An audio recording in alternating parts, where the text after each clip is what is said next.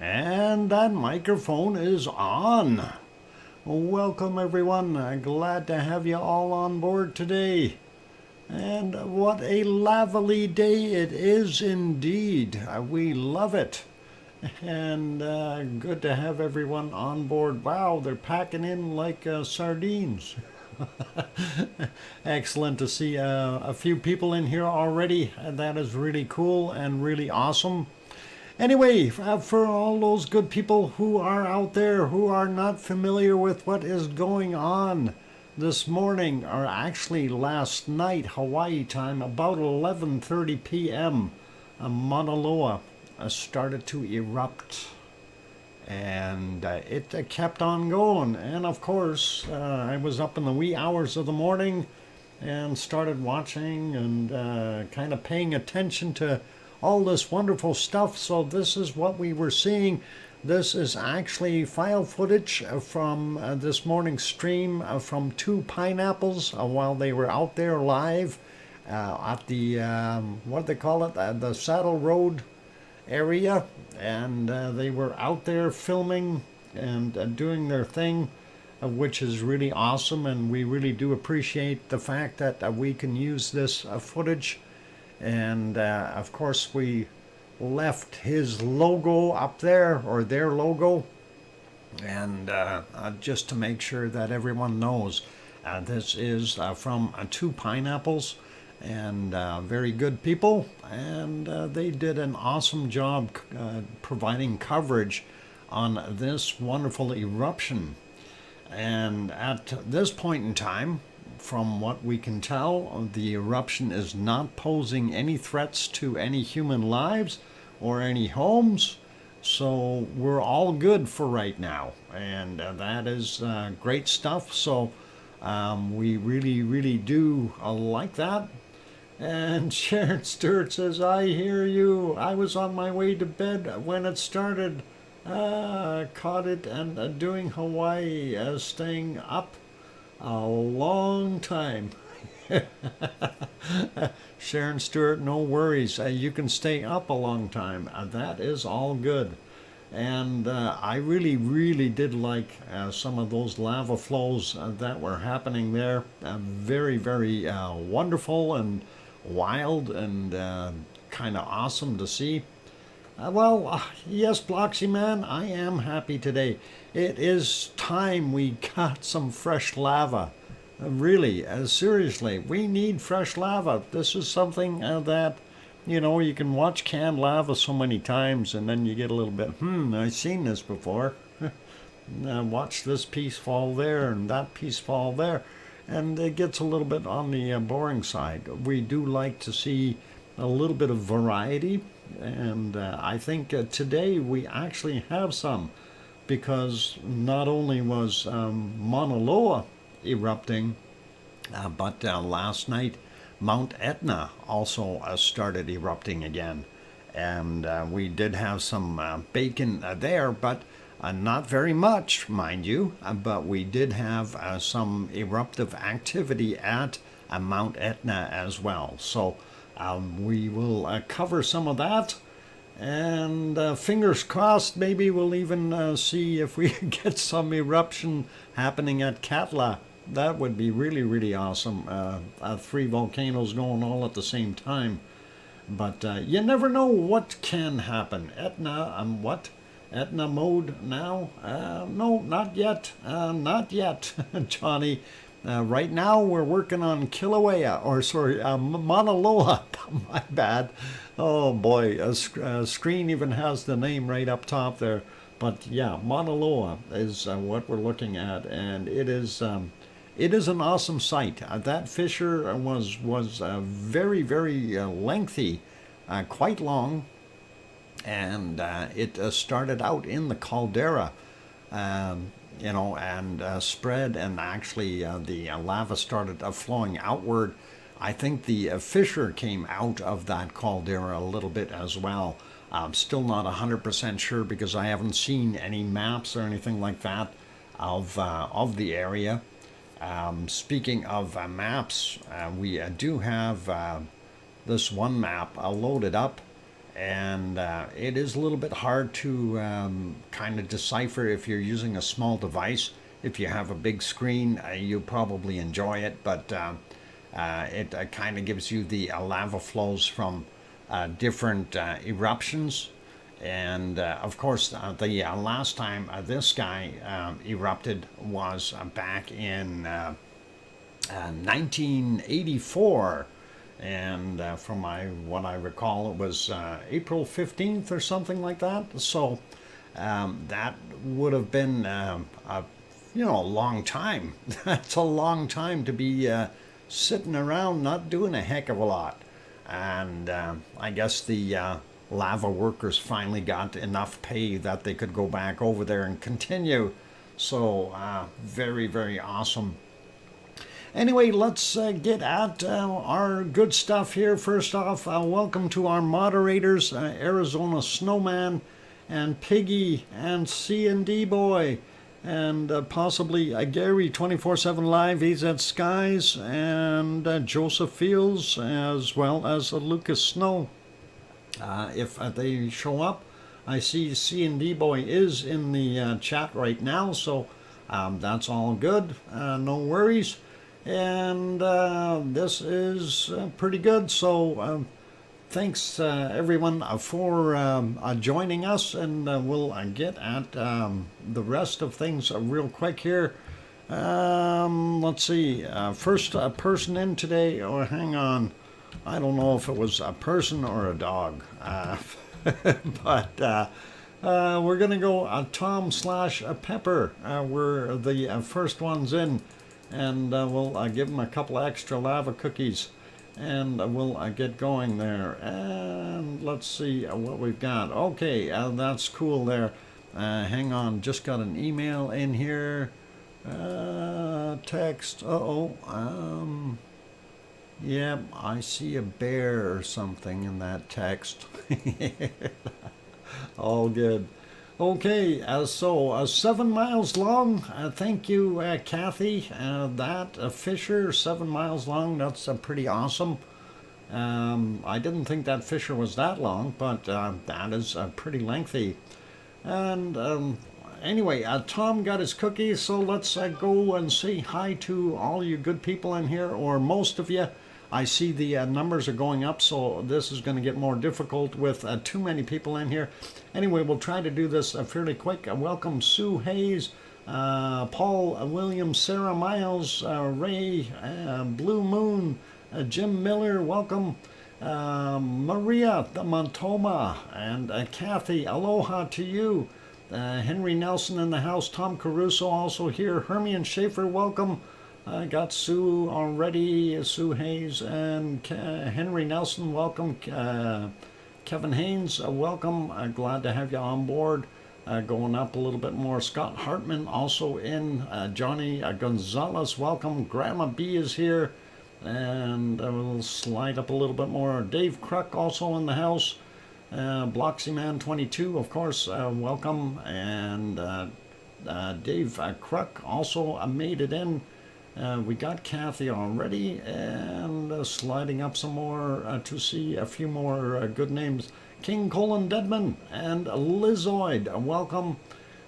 Sharon Stewart, I can hear you, or I hear you. No worries, all good. And let's see, Sarah Miles in the house, and going up, looking real quick, trying to get this through as quick as possible here so we don't waste too much time. Somebody just gifted 5 memberships there. We'll see what happened in a second or two. I'm going to go continue with the names. Doug Christopher, welcome. 6 Cents Amelia also here. Timothy Sowers, welcome. And let's see, Judy L also in the house. And let's see, your picture will disappear for a second. It's okay, it'll come back. I promise. Grandma B, we got. Blocksman, we got. And still scrolling to see more names. And who else we got in here? Sharon, we got. A lot of repeats. Kim Raudenbush, that sneaky guy, he's here. He still didn't get me with that air horn. It's a good thing I got these big electromagnets that get rid of any of that electronic stuff real quick. And let's see what else we got in here. I just got to keep them away from my computers or wipe my own hard drives. Let's see who else we have in here. Boy, oh boy. Scrolling up, a lot of chatting going on, which is really good. And that's, of course, what we want in the channel. And that is the amazing part. Arim Zulu, if I said that right. I hope you didn't keep it muted. Hopefully you've got it going. And let's see, who else did I miss here? Linda Schoof, welcome Linda. Good to have you on board. We got Lizoid, we got Kim, and still scrolling up. Boy, there are a lot of people in here today. A lot. And that is really awesome. Stefan Broomhead, welcome back. Haven't seen you for a while. Arla Scott also in the house. And I am up as high as I can go. If I did not say hi to you, it was not intentional or an omission or anything like that. It's just there's a lot of people in here and I may have missed a few. I see Oz is here. Welcome, Oz. And Andy Morgan also made it in at the bottom end here. B-Matt, Michael Hill, welcome you guys. And hopefully I've got everyone for right now, so that should be pretty good. Okay, I was trying to see who gifted. I think that was Oz gifted 5 members. I got to write that down. Thank you very kindly, Oz. That was very good of you, and gifted 5 members. And I see Alex France was one of them that got it. Michael Hill as well. And I didn't see the other ones, but I'm sure they will show up here somewhere. And so far it indicates 2. So Silversmith, welcome, and Liz Markman-Moyler also in the house.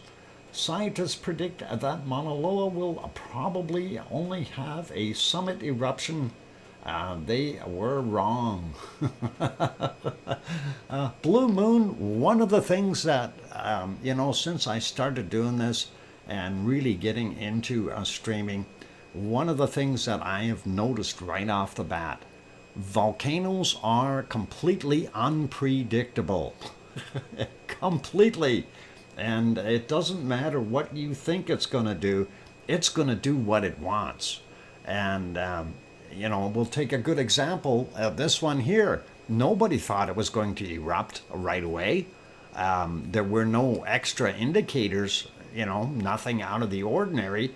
And we kind of had to go, okay, well, it's just kind of the status quo. Let's move along and keep going. And poof, it erupted. Same thing with Mount Etna last night. Okay, as far as the indicators, yes, it got up to about medium range as far as seismic activity, but really nothing super indicating that, we're going to see lava all of a sudden. And we did. A couple more people popped in here. Matt Jen Bensler, welcome. And Philomena, welcome. And who else popped in here? I think we've got most of you. Anyway, good to have everyone on board today. And of course, what we are watching is that area from our wonderful Mauna Loa. And that is really, really quite awesome. Actually, I'm going to pop on a couple of other little pictures here every once in a while. One of the things that we did take a look at quite often was the thermal cam and the regular camera. And this one, of course, right now, let me get rid of the banner, by the way. And that is what the caldera was looking like at 10:16. This is right now. So we do still see smoke in those areas. We know that the majority of what's happening is further down at this end here. That fissure opened up all the way from here all the way down, and that was pretty awesome. Not sure what I have loaded up here. Let me see if I can bring these up. I had them earlier, and we ended up with getting a little bit of an issue with loading the software here, and I had to redo a bunch of things. But I did take these shots, and I want to share some of that with you to give you a better idea of what the fissure started out as and what we ended up with in here. So this was I do believe the earliest one. So this is kind of what we were seeing up there at the beginning, and this, as you can see, is 3:01 a.m. and that fissure was fairly lengthy. Then you can see where it stops and starts, that big line there. So pretty cool to see that. And as time progressed, of course, it had changes and did its thing. So let's just show you a couple of other ones here really quick, if I can locate them on my drive. Why is that not so easy right now? Something changed again. Anyway, okay, that was the first one. This one is a little further down the line, and you can see slight changes in it, as in there's a little bit of pluming going down at the far end, and that was pretty cool to see that. And it didn't take long for that area to flood out and fill up. So it was pretty awesome to see that. Anyway, we do have the USGS thermal that they produced, and let's see if we can get that playing real quick, just so you guys can take a look at that. Oh, I think I'm on the wrong sensor here. I do believe I'm, no, this one, and we will get rid of the banner there. All right, I'll let that one play, and you guys can watch this. This is the thermal when they first started doing it, and of course they were doing the adjusting on it. And there, you can see how that lava came out and infiltrated the entire area, and that was pretty awesome to see. And we'll actually play that guy again, because that was pretty quick. And you see how that just poured, like literally like water pouring over rocks. It's just amazing to see how well that did, or how quickly it did that. So very, very cool to see that lava inundating the caldera floor like that. And I thought that was neat, but hey, it is what it is. Let's go back to here right now, and that of course is what was going on there earlier in the day.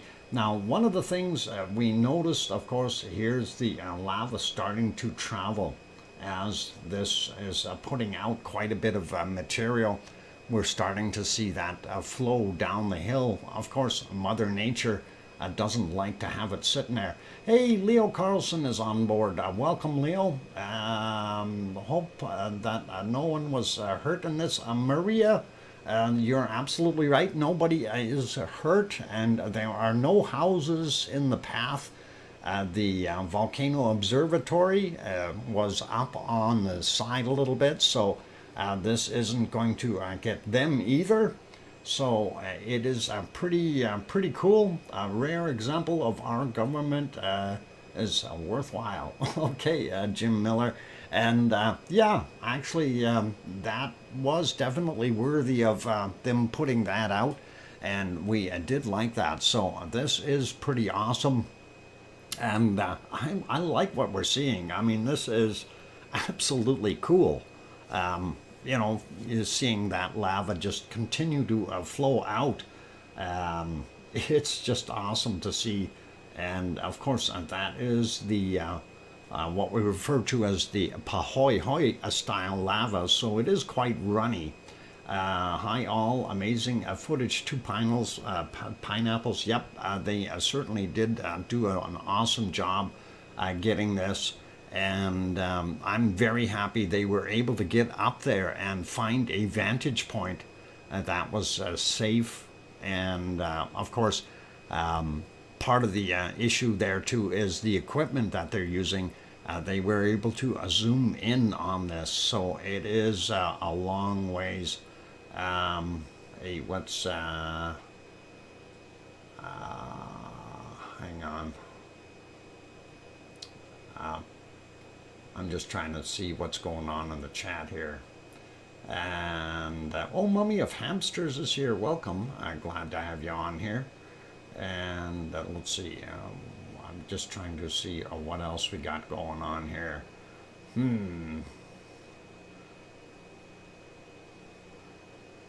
Yeah, I think we're okay. All right, I'm not going to worry about that. Lava heading down Mauna Loa has been clocked up to 35 miles per hour. Wow, Blue Moon, I didn't know that it moved that fast, but that is pretty quick. Camera people, I must be feeling the heat. That's one of the things I didn't ask them because they were back quite a ways from it. So I don't think they would have been feeling too much of the heat from this.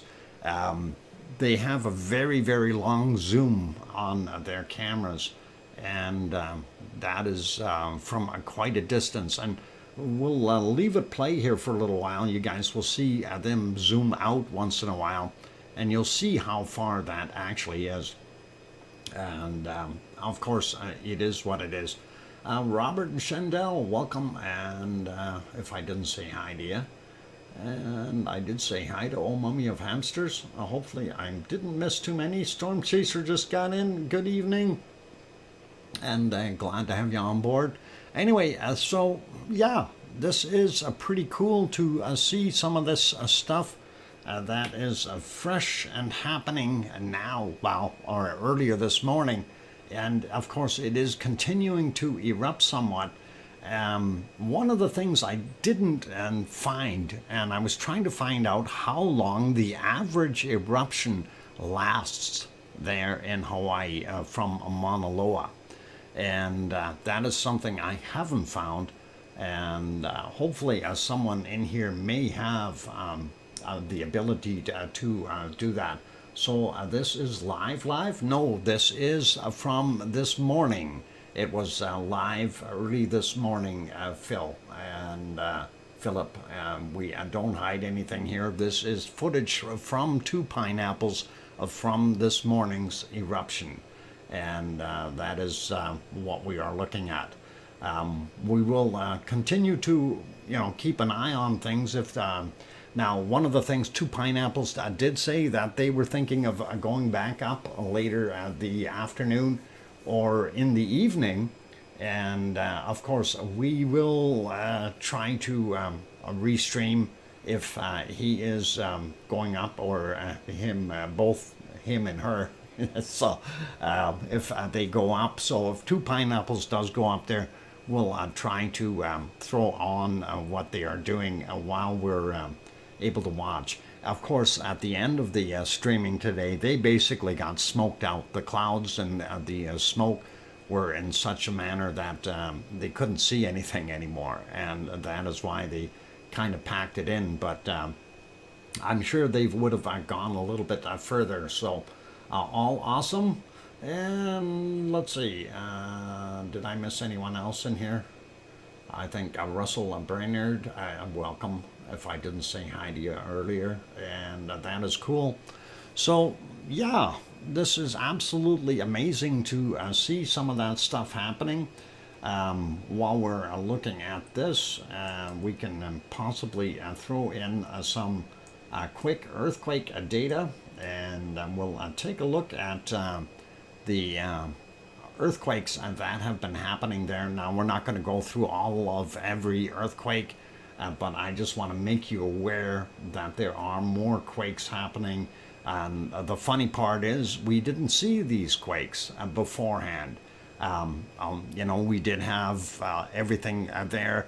It was active for a while, then it calmed down again, and there was only 1 or 2 new ones a day, and you wouldn't think that anything was happening. But let's take a look. The wind, battered wind, rain. Oh, Linda, not good. Jim Miller, welcome. And let's see. Anyway, I'm going to pop over and have a quick peek at the earthquake map. Thank you very kindly, Maria. The Matoma. There we go. And thank you kindly for the 20 Swedish kroners. Swedish? No, not Swedish. Yeah, you're in Sweden. They're Swedish. Okay, got it. Thank you, Maria. I appreciate that wonderful super chat. That's awesome. Anyway, while they're doing their thing here with the stream, they did that for a little while. Let's pop over to the earthquakes, have a quick peek. Of course, there is the big island of Hawaii. Just to back out a little bit, there's the entire Hawaiian island chain kind of that is active right now. And of course, over here is Oahu. This is Maui. And nobody in Maui was feeling anything of this. And of course, this is the big island of Hawaii. And of course, you can tell right away that is the top of Mauna Loa right in there. And of course, you see the amount of earthquakes in that area. And that is pretty cool, pretty awesome. Let's start out with these two that are the red ones. This one was from 1607. And minus 3.4 kilometers, so 3.4 kilometers above sea level for that guy. This one, 1641, and that is 1.7 kilometers above sea level, 2.4. So fairly good sizes. And if we take a look at some of the stuff in the caldera floor, we did have the bigger one here, 4.2. And you need some of those to get things rocking. That one was what, at 1:56 a.m. my time, and our their time. I don't know whose time that is. Minus 7 hours for UTC. Anyway, that was 1.2 kilometers above sea level. Just so you see that. And there's a 3.7. 2:10 was the time on it. 2.1 kilometers above sea level. And then we've got this one, 3.2, 1:48 a.m., and that was 1.2 kilometers above sea level. So we do have some of those bigger ones that we need to get the flow going. And then, of course, the little ones would indicate movement that continues. This 3.7, 1:59 a.m., and that is just about at the surface, 3.7 kilometers above sea level. This one was a 2.2 from 1:43 a.m., 3 clicks down, or 3 clicks above sea level. There's a 3.5, and that is a 2:12 was the time on it, and that is 2.1 kilometers above sea level. And just to give you a pretty good idea of what's going on. Here's another one that just came in just a little while ago here, 1607.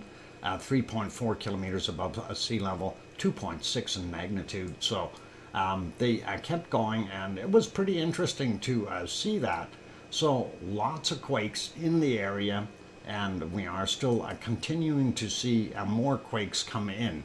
And we will see more, but they will be smaller in size, usually just indicating that there's magma movement. And you'll see those down in the lower numbers around anywhere from 0.5 to about 1.5 to 2, that kind of thing, just to give you a sense of what's going on. And magma pushing and shoving, you bet, Linda, that is exactly what it's doing. And sometimes, depending on the pressure buildup, things can get a little bit more volatile, and you will get a bigger one every now and again. So pretty cool to see. Johnny Ritchie says, greetings to all Dr. Fox and Lava family. I'll be lurking to keep the chat open. Always here. Cool. Smoke/Vog travels across the ocean to the other islands, thick as a pea soup. Well, that depends on the wind currents and stuff, Blue Moon. I don't know exactly where you're located, but if it's coming across and the warmer air will usually be attracted by the cooler stuff. So the water being cooler, that smoke will draw down towards the water, and then it will travel depending on the wind currents, of course. And that's kind of a phenomena that it just happens. That's nature. It's not going to change any. And when we're looking at volcanic output, usually it's heavily laden with particles and ash. A lot of moisture in there as well. So this isn't lightweight stuff, not light puffy clouds that you see way up in the sky. That has some weight to it. It has material in it, and it's always bad to breathe that too. You don't want to be breathing volcanic gases or ash of any type, especially if it came from a very eruptive and very hot volcano. What you have is you'll end up with microscopic size glass shards that will actually be stuck in your lungs. You won't ever be able to get them out, and that is what we got. Hello, 2P is keeping busy. You bet, Geoplanet Jane, and thanks for joining us. We're having unusual wind direction now, but the wind will take it to the other islands during a normal wind. Okay. Well, I hope that you keep with those weird winds for right now. Keep everybody safe and clear, and that would be really cool and awesome, you guys. Anyway, I'm going to put you back onto that lava flow for right now so you can see what's going on there. It is about half an hour, and I do typically take a break every half hour just to save my voice and, of course, stretch my legs, that kind of thing. So those good people that are here, please, if you are enjoying the show, you haven't hit the like button yet, give it a quick bop for us. Also, if you have not yet subscribed, please do consider subscribing if you feel we've earned it.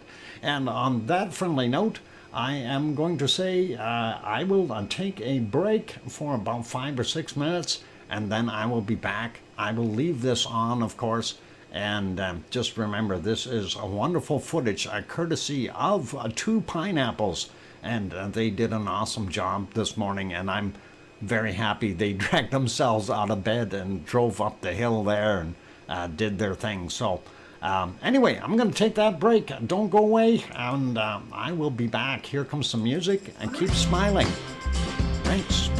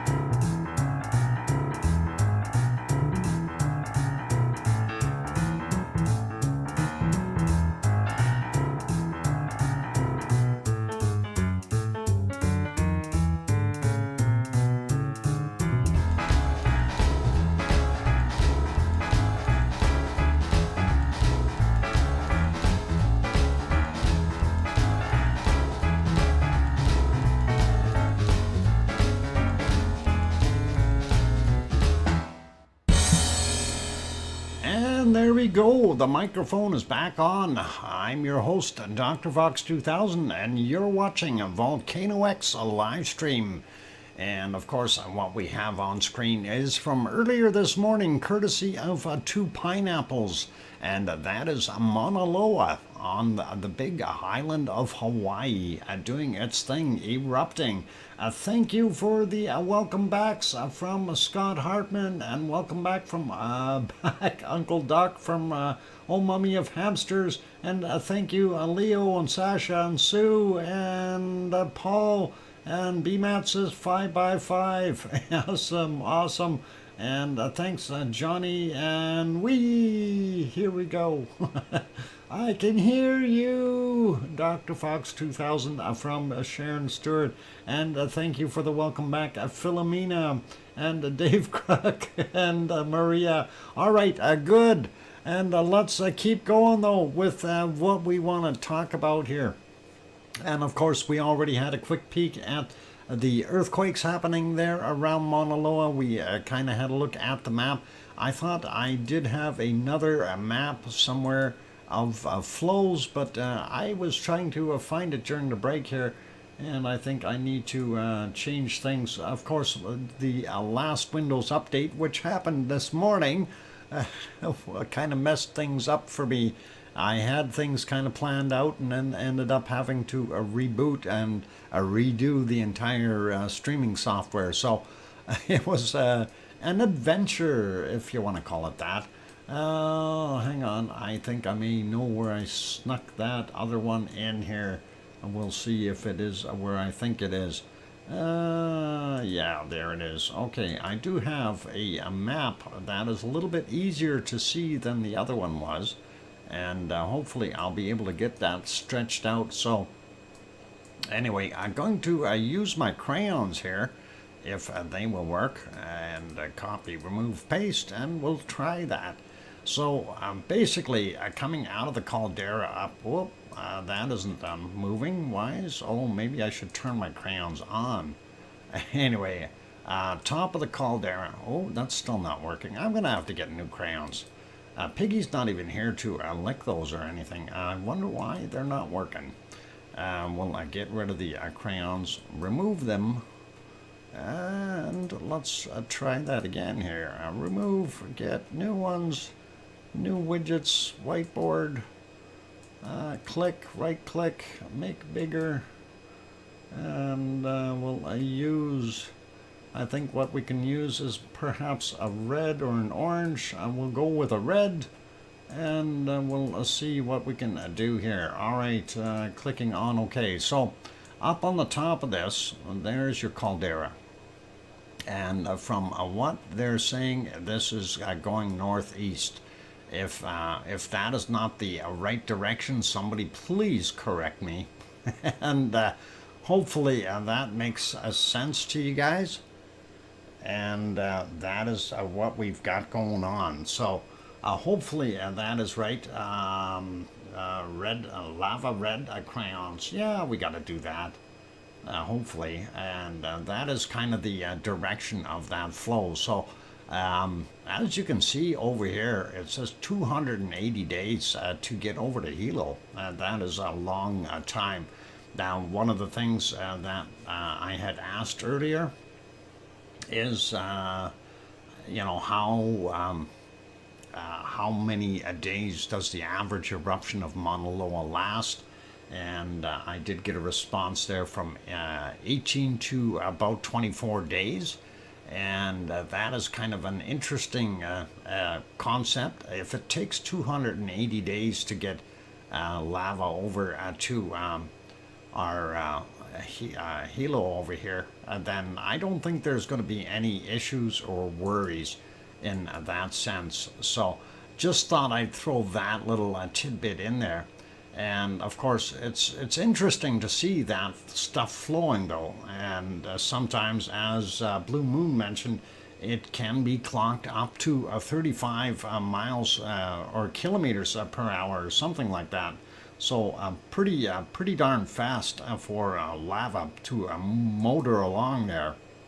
Anyway, there you can see it is spreading. So What is the is Hilo? Oh, it's a town or city. I should say city.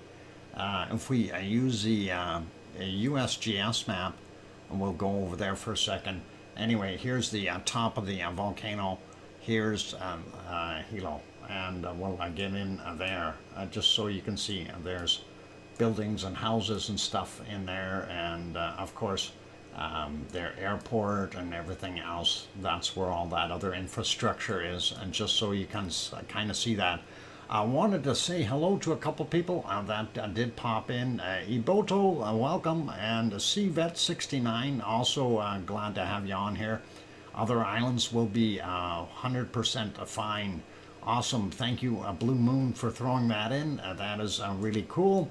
And Hilo and Kono are the two big towns. So Hilo is this guy over here, and I do believe Kono is on the other side, somewhere over here, if I'm not mistaken.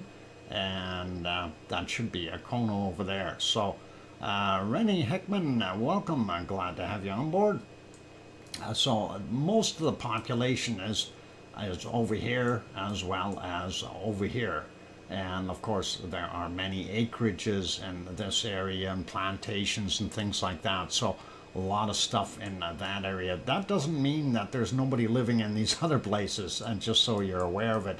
Pahala, of course, is another one of the towns that is there, and you can see some of the plantations and the cleared land and so on around here. So that is something there too, right? But at least there is no danger for them right now, other than perhaps smoke and ash, you know, of coming down. But I don't think it's that intense, so that is not bad. Don't forget about Kilauea. We won't, and Kilauea being right here, and it is doing its thing, and we are actually going to talk about Kilauea right away here. Well, actually, I want to go through the rest of my stuff that I normally go through. So let's do that first, and we'll pop over to Iceland for a minute or two. Texas Tank Watcher, hey, Texas Tank Watcher, how many engines did they light on this last test fire?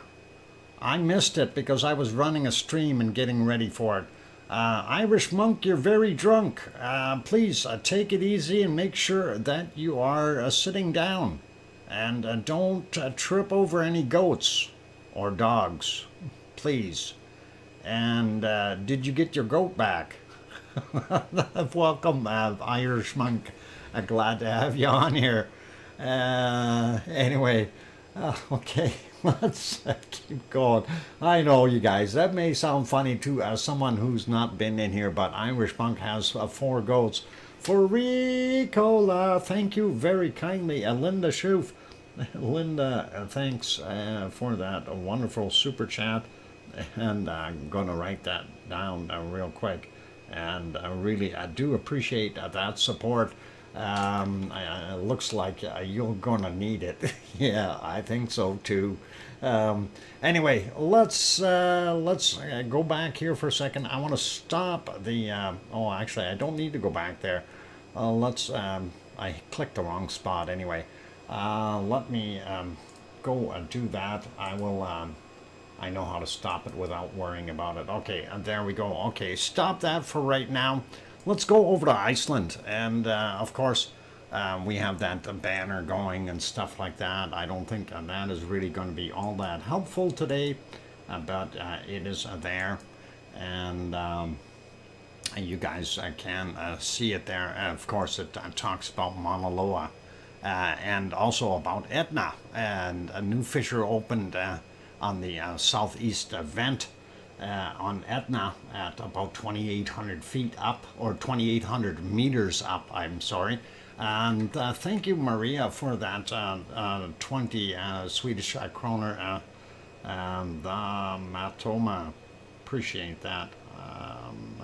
Toma, just got that. I write these things down so I can thank everyone at the end here. So that's why we do that. And thank you very kindly, Maria, as well as of course, Linda, and do appreciate it. So awesome, awesome. Anyway, you see there is the city of Reykjavik, and that is what it was looking like right now. That is it right now. This is live. And if we go back about 9 hours, it gives you a little bit of an insight of what is happening there. And that's it. You see some snow off in the mountains here, a little bit more than we've seen before. Ariane, thank you very kindly for your super chat as well there, Ariane. And I gotta get that written down. Where's Okay, got it. And thank you very kindly for your wonderful super chat. Appreciate that wonderful support. Okay, anyway, looking at the mountains, a little bit more snow than we had before. This is, of course, from the Perlin Center. That is the building that the camera is mounted on. The other camera, of course, is this direction. And you can definitely see that blue light going by. That is the beacon up top there, which basically tells the aircraft, don't hit me. And anyway, you'll see here once we switch back to daytime, and this is almost 9 hours ago. You can see the airport there and the runways, and it wasn't that great of a day there, but it is what it is. That is Iceland. That's typical, though, of Iceland. We don't need to worry about it so much. Regular weather. Anyway, the interesting area to go back to, of course, this one we can't see what's going on during the day, but if we go, or sorry, during the night, but during the day, it looks a lot better. Irish Monk gifted 5 memberships. Awesome, Irish Monk. Irish Monk, thank you very kindly for that, Irish Monk, and gifted 5 there. Got it written down. Thank you, and hopefully some people will jump on that and do their thing. Anyway, the area that we're looking at now, that is Katla over there, and of course Katla has had a bunch of rumblings. It has uplift of about 15 centimeters. It has a magma intrusion from what they could tell. But so far, we haven't seen anything pop or, jump out of there. No plumes, nothing. Today would have been a really nice day if it would have gone off. But I think between Etna, Mauna Loa, Etna, and this one, I think Mauna Loa wins today's round of super volcanoes, being, wonderful volcanoes. I shouldn't call them super volcanoes, bad terminology there. And just to have it straight, Mauna Loa is not a super volcano, it is a shield volcano. And it's just adding another layer to the cake, is basically what it is doing. So Katla sounds like a name from Hunger Games. Okay, Jane, I've never played Hunger Games. Hopefully Hunger Games isn't something that'll make you starve. Anyway, that is what it is there today. Nothing special going on there, unfortunately, or maybe fortunately. But we do know that, if it did happen over there, if it is a minor eruption that does break through the ice, then, if it's minor, it's not going to be a big thing. We've been spoiled so far, though, with volcanoes like Ragnar and Siggy, which are really tourist volcanoes. Whereas some of these other ones can get really nasty. Same thing goes for Mauna Loa. It can get really, really nasty.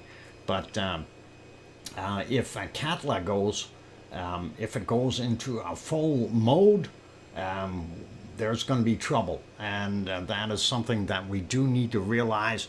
If we see Katla going, if it's a major, major eruption, then you'll see things like flying is going to be out for a while in Europe and most likely in Iceland, things like that. These are things that you do need to. All donations are tax deductible if I pay tax. Ah, Irish monk, that is very smart of you. I know you've got that religious thing that you pull there to keep away from the taxes, so all good. Anyway, let's carry on here. So that is basically what we're seeing there in Iceland. Quick peek at the harmonic tremor charts.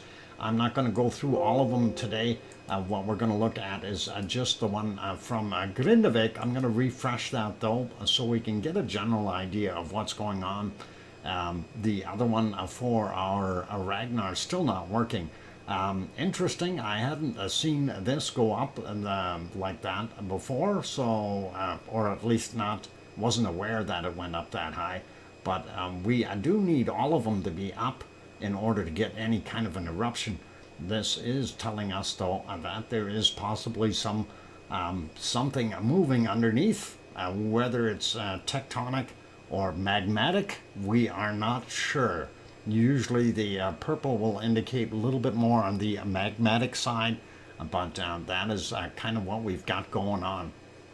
A couple other spots we do want to check though. Actually, we want to take a look at the Hertebreed one and see if it's working yet. And it was kind of working for a little while and then it quit. Okay, so I thought it was working again. We do see a couple of quakes there with the larger spikes, not a big deal, but we'll take a look at the other one.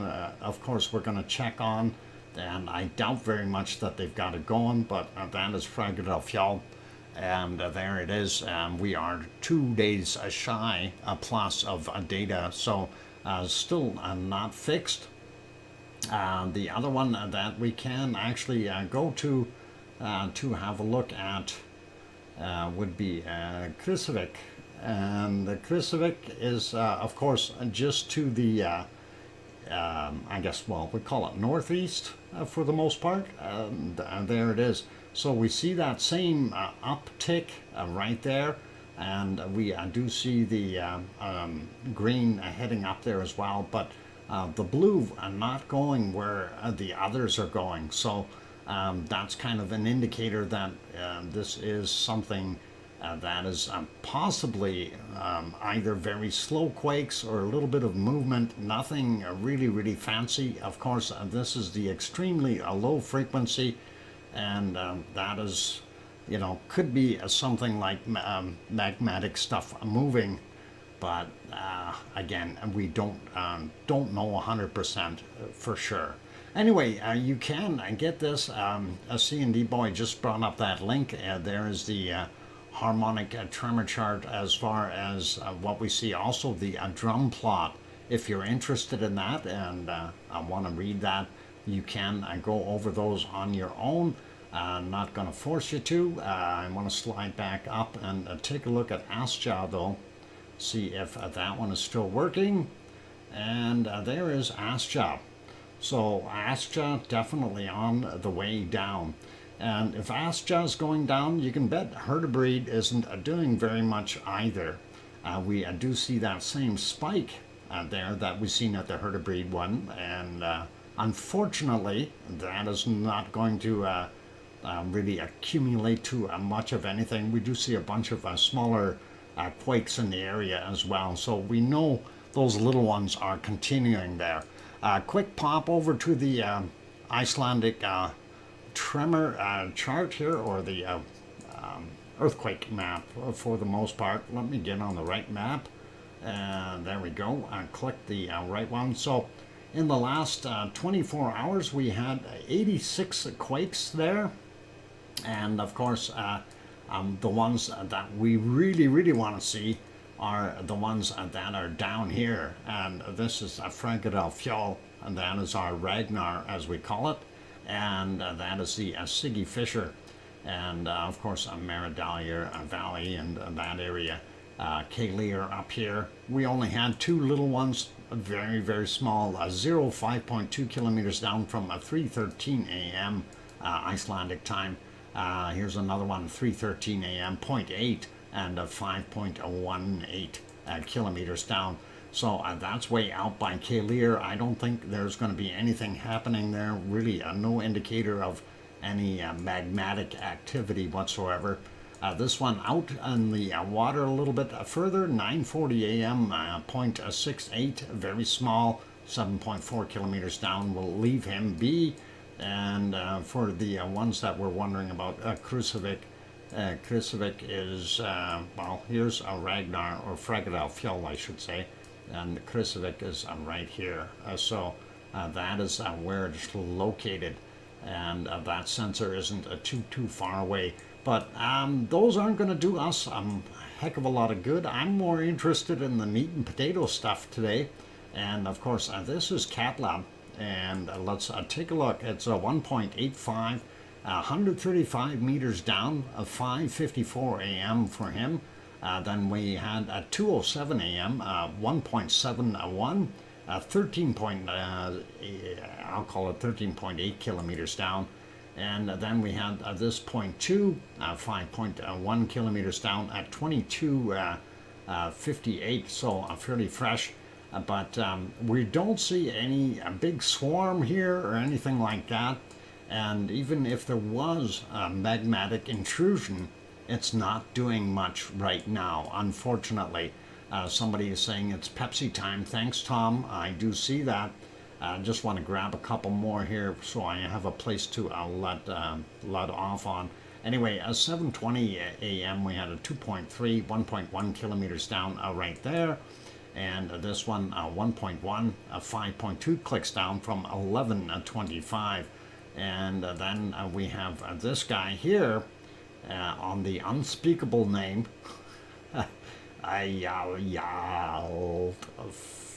Skull. Yeah, never mind. I boo-booed. I had it written out here somewhere. How to pronounce the unforgettable name. So, Yotl? Yotl. Anyway, 5:47 a.m., 1.3 and 4.9 kilometers down. And that is the one here at this particular volcano. I'm going to leave it be here for now. We don't need to check that bottom half very much. We'll start up by Grimsvatn when we come back. I'm going to put you back on that wonderful lava that we had going. And that, of course, is from this morning's show from 2 pineapples. So we'll do that and get that guy going here. Let's move that lava. Move that lava. Look at how ripply and hot that looks. Anyway, that is pretty cool, pretty awesome. Let's get you some music. For those good people who have not yet hit that like button, please help us out. We are trying to get as many likes in there as possible, of course, for the YouTube analytics. Also, for those good people who are here who have not yet subscribed, sitting on the outside just watching, and give it a quick bump if you are enjoying the show, and hopefully you'll feel we've earned it. Anyway, on that friendly note, I'm your host, DrFox2000, here in Edmonton, Alberta, Canada, where it is very cold, and it's white out right now. Snow, a 4-letter word that shall not be repeated. You summoned the eruption the other day. Yes, I did, Grinzed. I've been doing my lava dance faithfully. Anyway, I'll be back in about 5 or 6 minutes, you guys. Don't go away. Keep smiling. Keep bunnies warm, or keep warm bunnies. Yeah, we need to keep them warm. I'll be back, you guys. Thanks.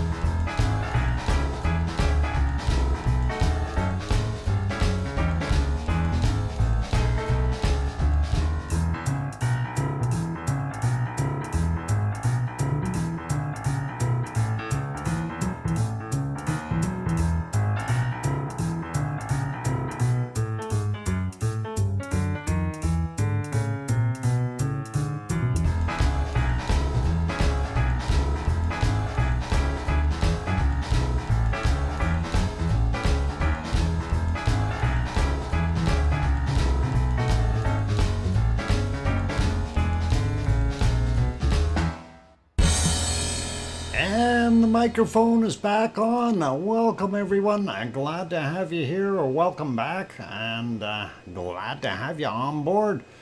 For those good people who are new, of course, I'm your host, DrFox2000, located here in Edmonton, Alberta, Canada, where it is really cold and snowy, and, you know, the Great White North, and it's dark, for those who need to know. And thank you for the welcome backs from Nancy Buchanan, welcome, and Leo and Paul and Philomena and Kevin and Geoplanet Jane. That was back in 1960, and it killed 61 people, that tsunami. That was a big one, and that hit Hilo. That was a long time ago, though.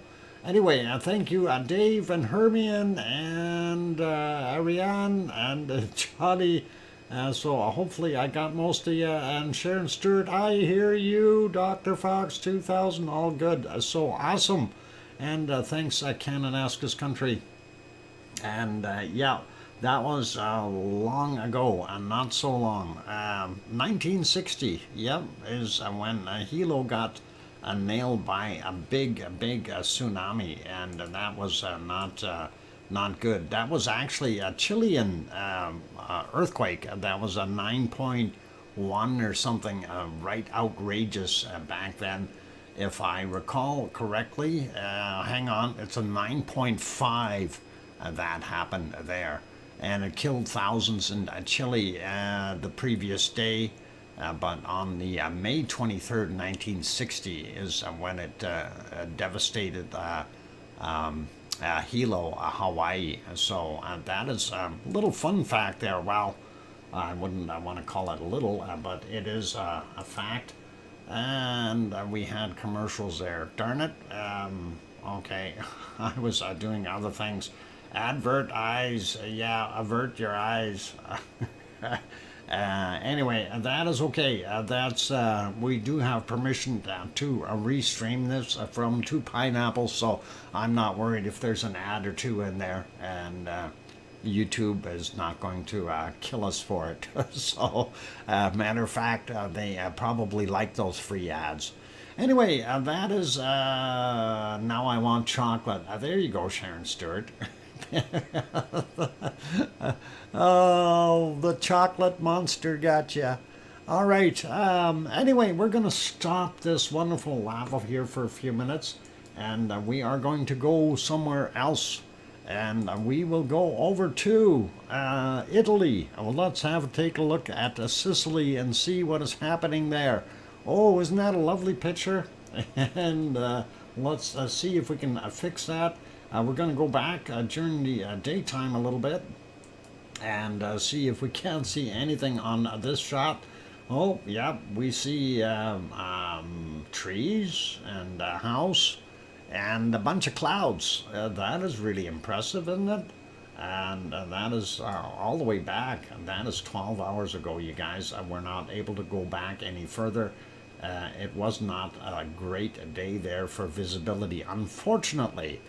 But we did get a little bit of a, yeah, it's cloaked. You're right, Johnny. It is cloaked.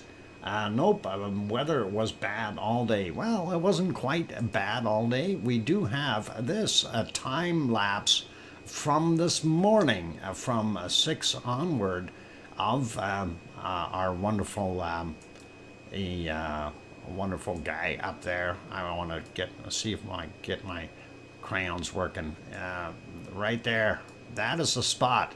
That black spot, that is where the fissure is. That is what erupted right there. So that's where it is. But if you notice up top here, you can see a lot of smoke coming out of there, and that is not the regular poofy smoke that we normally see.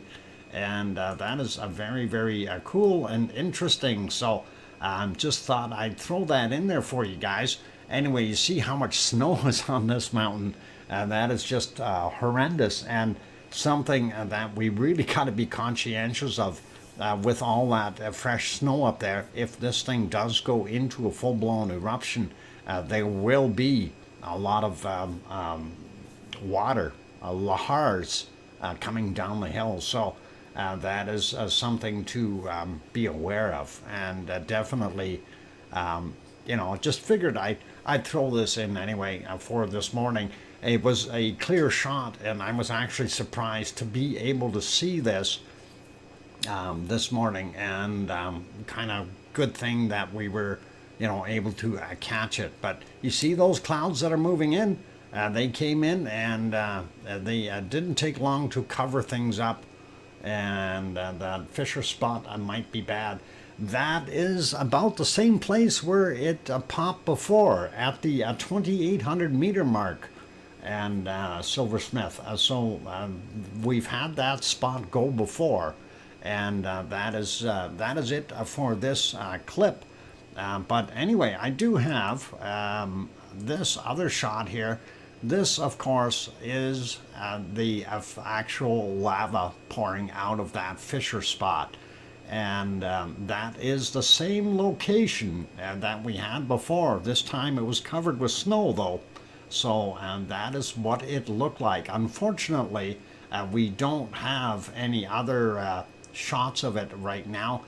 This is the one that's most viewable, but looks pretty darn nice. So just thought I'd share that with you guys. And that is pretty, it's the Zorro mark.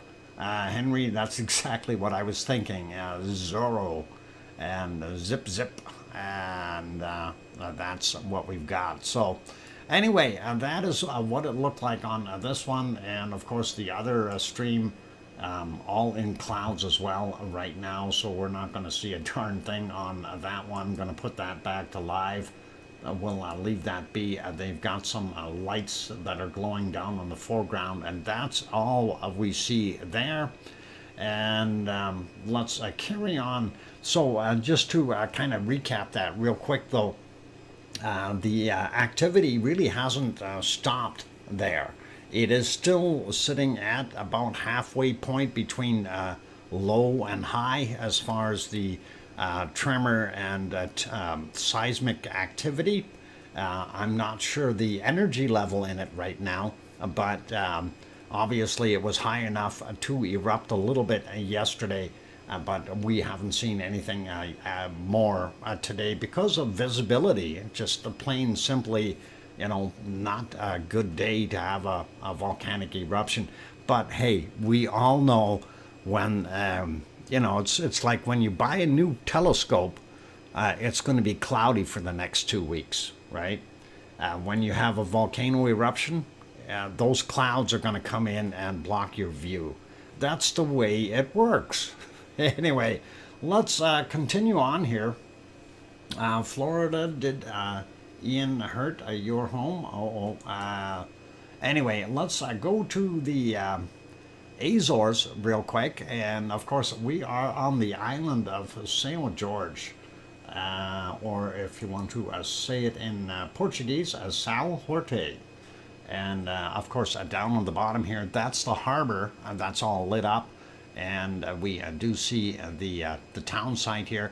The thing that we don't see today is Pico Island, or any of the lights on Pico Island. Normally, during the daytime, this is what it would look like, and you see Pico Volcano over there on Pico Island. It's also called Mount Montana. Don't know who named it that, but anyway, Pico Volcano inactive, so nothing major to worry about there. But here on the island of São Jorge, of course, we do have that one volcano to worry about. And over on the next island to the north, Terceira is the other one. Irish monk heating a 47 quart GT2 house to get expensive, but bedroom. Oh, hang on, 47 something. Okay, house is too expensive, but a bed of dogs and a goat will warm. It's so warm. There you go, Irish monk. That could work for you. I'm not going to go there.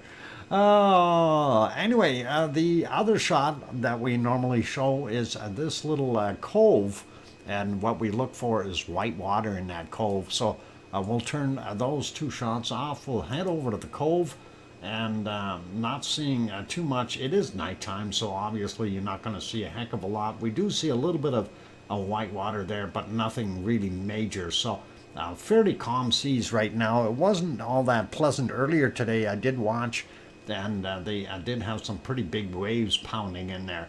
But let's take a look, see how many earthquakes we've got, and looks like nothing for today.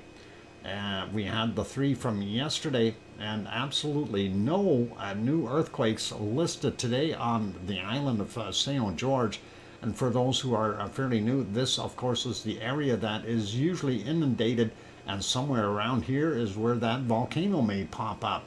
Although the uplift was on the other side of the island here in this area. So always interesting to see that. And of course there you can see Montana do Pico over here. So a mountain, or yeah, anyway, it is what it is. And of course it's saying that it is alert level 3 for them there. Let's pop over to the other map though. Going to refresh that one really quickly, and we'll see if there were any quakes out there in the Azores at all, and we'll go from there. Quick peek, and we don't see anything down here. So there is Pico Island and Sao Jorge, and of course Fayal Island and Terceira. Terceira is where the other volcano is located, right there. And you can see that it is really a farming community around it. So if something were to happen, it would be detrimental to those good folks that are using that land. Anyway, there's the Pico volcano for those who haven't seen that one before. And it's still showing some interesting flows. I don't know when the last time is that popped, but very cool. And of course the primary area was supposed to be over here, yet we're seeing most of the quakes in this region here. So there's the airport, and that gives you a pretty good idea. There's the harbor that we were looking at, and the part of the town site. So gives you a little bit more of a clue as to what we're looking at. Anyway, getting back to that map, zoom out a little bit more, and we take a look down here. We did see one quake, and luckily it's only one. It's a 2.4, 10 kilometers down, and that happened about 3 hours ago, so 2 hours 56 minutes ago. Nothing too severe, and so Azores themselves aren't that bad off.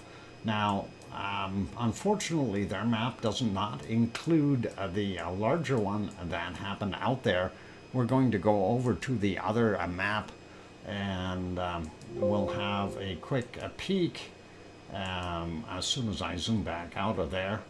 That's not even the right one. That's Google Maps. Let's go over here and use this one. That works. Oh, we'll have to go back there in a second. There was more brand new quakes. Anyway, here's the Azores using USGS map, and you don't see any of those quakes. You don't even see that little one that is out here, but you do see this guy here, and that is not very far away, and that is a 5.9. And that happened yesterday at 1951, 10 kilometers down, and they did remove the warning for tsunami from it. So that is a big shaker, and they would have felt that over there on the islands. Just wanted to throw that out there. Bananapus, welcome. And when I type Dr. Fox and company, I include everyone. Everyone? Holy Batman, there's a company of everyone. Okay. Welcome, Bananapus. Glad to have you back. Anyway, looking at it, so we do see that is right on the mid-Atlantic ridge, And of course, there was another one there that was 5.4 from the 21st. So a little bit of activity right around that region, and all good.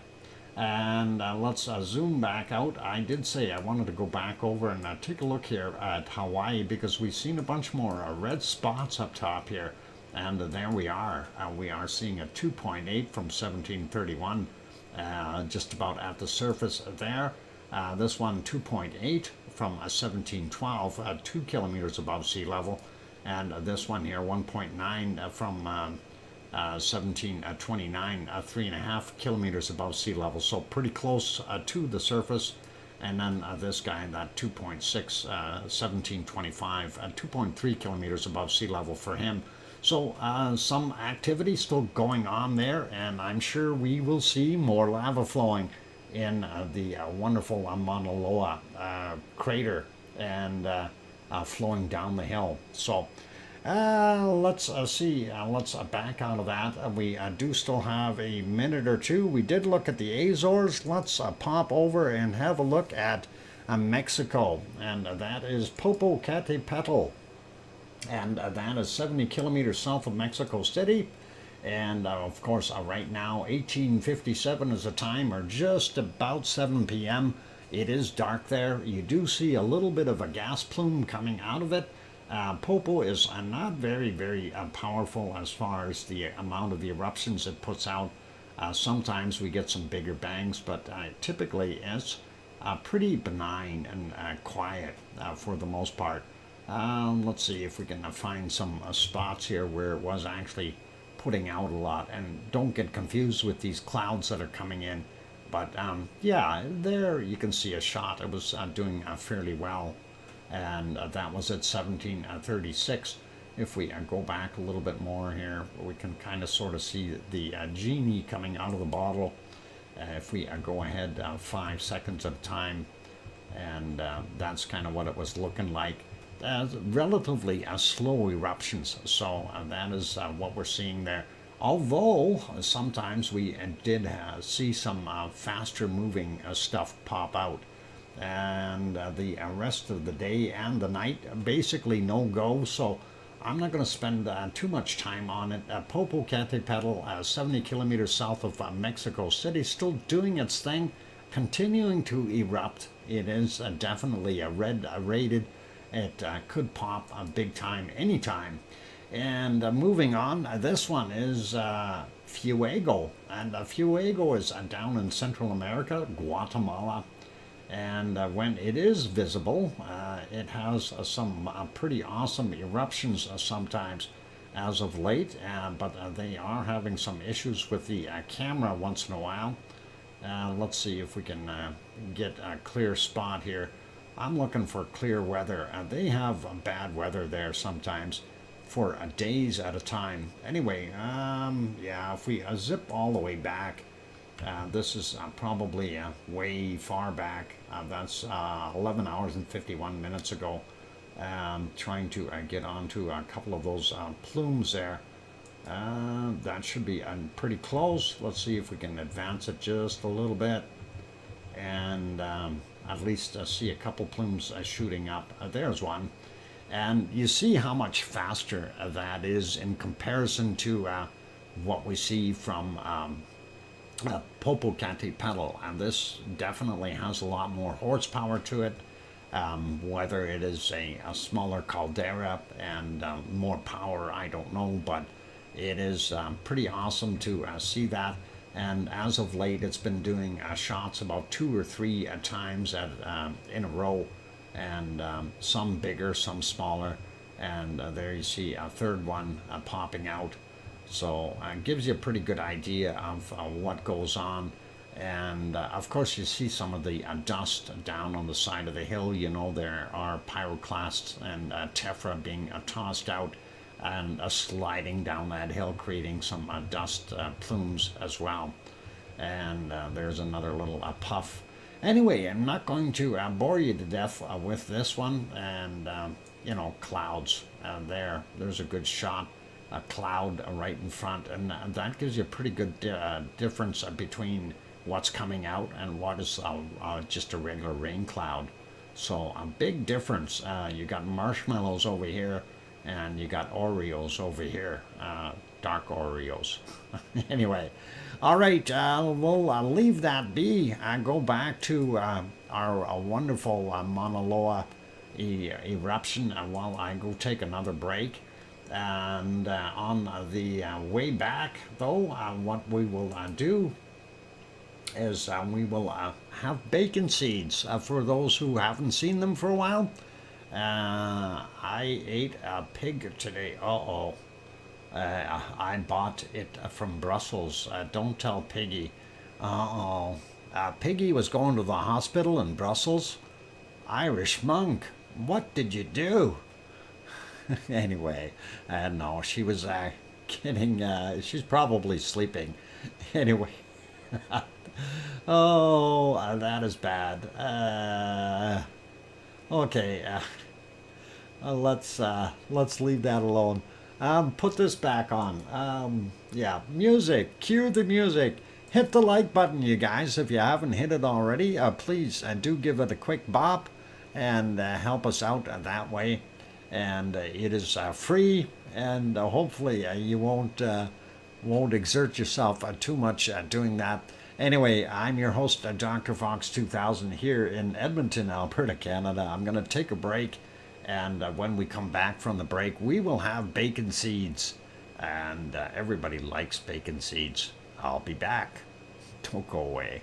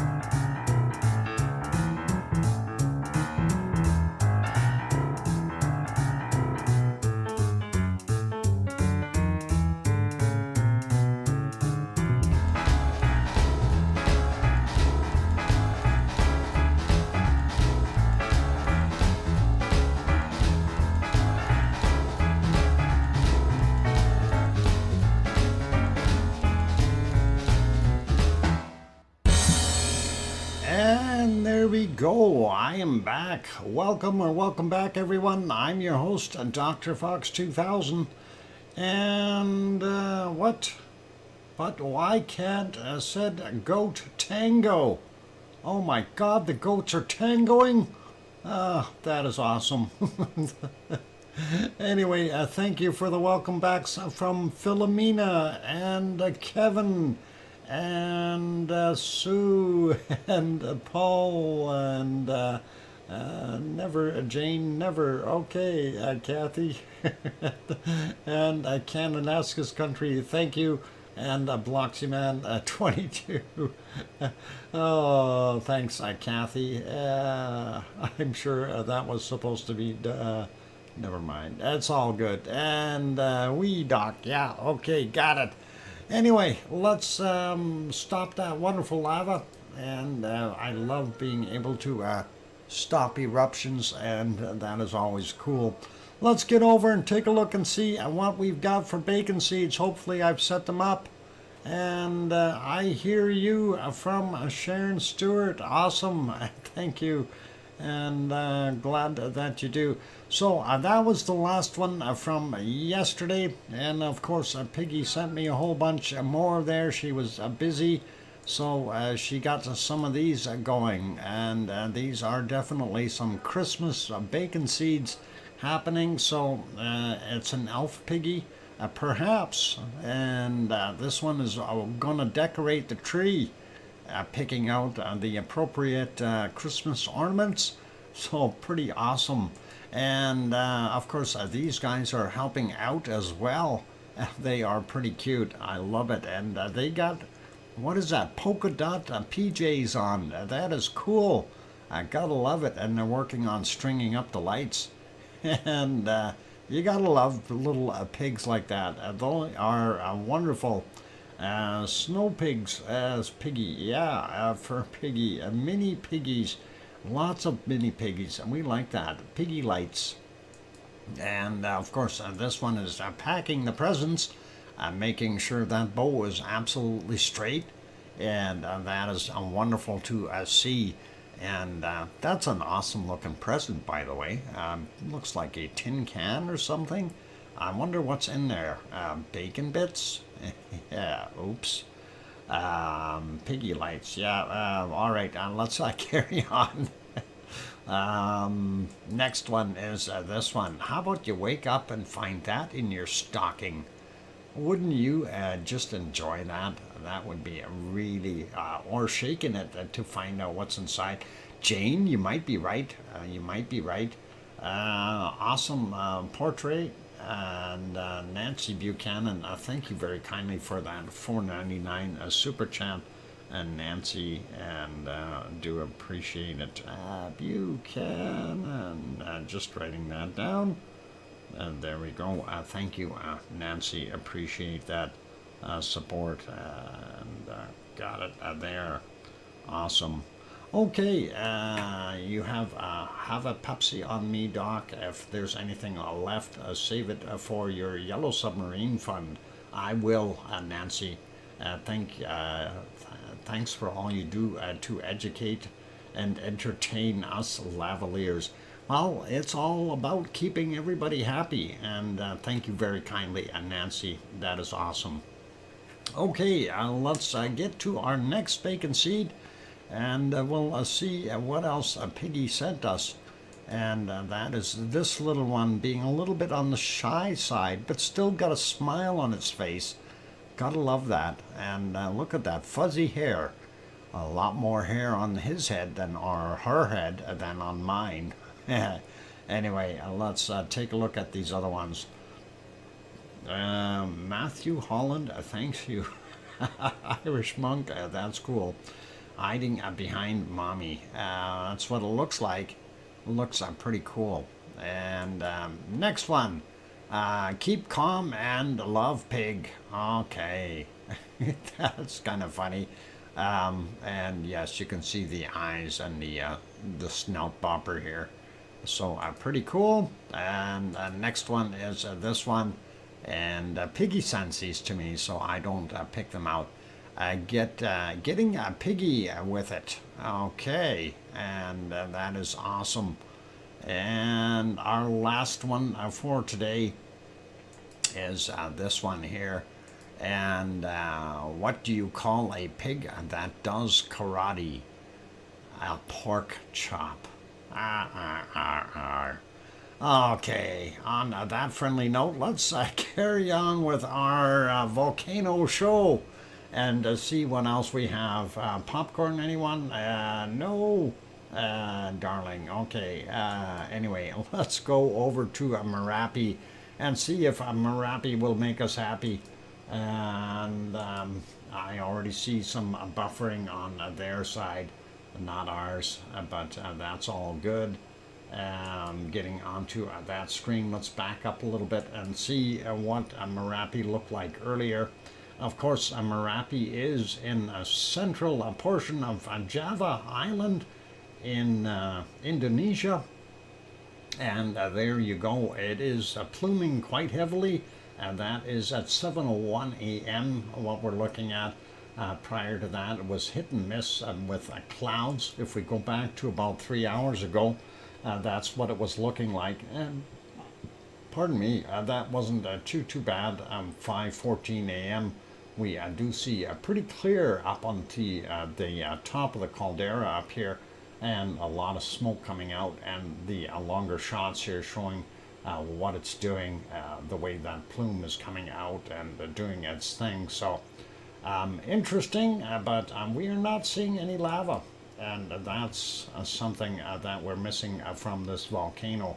And it doesn't produce a heck of a lot of lava. When once in a while it will blow, but it really hasn't done a heck of a lot since we've been watching it. Really not a lot. This is at 1:26 a.m. and prior to that it was pretty much in the clouds. We couldn't see a darn thing. So we'll put that back to live and leave it there so I can find it later. It is in the clouds right now, 8:17 a.m. there, and that is a live picture.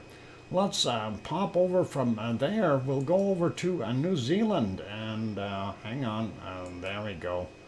And there is Mount Ruapehu, and Ruapehu, of course, listed as a yellow, so a minor activity. And that is the volcano. Looks like they got some fresh snow on it from last time we seen it, so it looks a lot heavier up top. And kind of what we got. Let's see if we can see it full without clouds in front of it. Going back about an hour and 10 minutes. There we go. And that is pretty awesome. We do like seeing that. That is a very, very nice shot. For those, normal activity, and Ruapehu is being quiet. For those who aren't familiar with it, the caldera looks like something like that up top there. And that is a pretty interesting to see that lake. And of course, if that ever did go because of that lake, we would have some problems. You'd see some explosive eruptions, and that would be a very, well, it'd be cool, but also very dangerous. And let's see. Let's put it back here, and we'll carry on to our next volcano. And of course, that's going to be Semeru. And let's see if I can get on to Semeru real quick here. And that's not Semeru. I went to the wrong fuzzy one. There, this one. They all look alike when they got clouds in front of them. Anyway, that is what we were seeing at Semeru right now. But if we go back just even a little bit before the clouds came, and this is about 15-16 minutes ago, this is what it was looking like. Pardon me. And that actually isn't too bad. Let's make that just a little bigger so you can see the caldera up top. And it is steaming off pretty nasty like. If we go back in time here, I'm just trying to find a spot where it had a little bit of a blowout. And that would have been right about here. And you can see how the pyroclastic material was being ejected, so a lot of tephra, dust, ash, and all kinds of other things, water vapor, etc. in there. One of the things that really does make volcanoes blow a lot more when they blow up, or explosive type explosions, or eruptions, I should say, is when we have a lot of water content that is being picked up on the way up. So, and that is what we've got. Which ski company? On Mount Ruapehu? I don't think you want to go skiing on Semeru. I don't think it's got any snow. But Ruapehu may be good. I don't think they're open right now, though. It's coming on the summer season, so this freak snow that they got shouldn't have been happening, but they had it. Anyway, going back a little bit more into it was fairly visible all day here, so it looked pretty good for a change. It didn't have too many shots coming out of it, but we did have something earlier here, and I want to get to the point where we do see some lava, and there you go. At 4:12 a.m. You do see a little bit of lava coming down that hill, and that is, well, you see the spots anyway. Pretty nice, and definitely tells you that, yep, there is lava in that crater. And I'm just trying to find where the plume was, or should be right around here. If we go ahead, there we go. That should be the start of it. And we did see a fairly good shot coming out when that happened. One of the things too, even though we see the sky in the background and some of those other areas are fairly clear, there are still thunderstorms happening in that area. And we may be behind the camera on the other side where the storms are. But there you can see it's eruptive activity, and it continued to do that. And there's a little bit bigger of a plume coming out, and some chunks flying out as well. So pretty awesome to be able to see that from a nighttime perspective, 4 a.m. So definitely doing its thing. And this was at the same time as our wonderful Mauna Loa was doing its thing. So definitely worthy of having a peek. And well, there's another bolt of lightning, and that always kind of freaks a guy out when you see that, because you're not sure where's that light coming from all of a sudden. But yeah, that's a pretty awesome little eruption there. And yeah, Gren said that's what happens when you get hit. How many people got a shock from an electric blanket via a dog paw tonight? Ouch. What? You got a shock? Boy, oh boy, Irish monk, I don't know how you did that. Did the dog bite the blanket? Because that's about the only way that's going to happen. I hope the dog's okay. Oh, hang on. I hope you're okay too. Minor shock. Anyway, that is kind of what we were seeing there at our wonderful Semeru. So definitely a little bit more active than we've seen in the last little while here. Well, it's been doing this quite a bit, but this is just before it was in the clouds again. So 2:24 onward, it was fairly visible for a while, and then we had some clouds move in and mess things up. And let's see, right around here somewhere, that might be the last of the popping explosions. Anyway, that is pretty cool and awesome to see. And you can see it on the other ones, the pluming going fairly high up, and really neat. You need a new blanket. Yep, I would do that.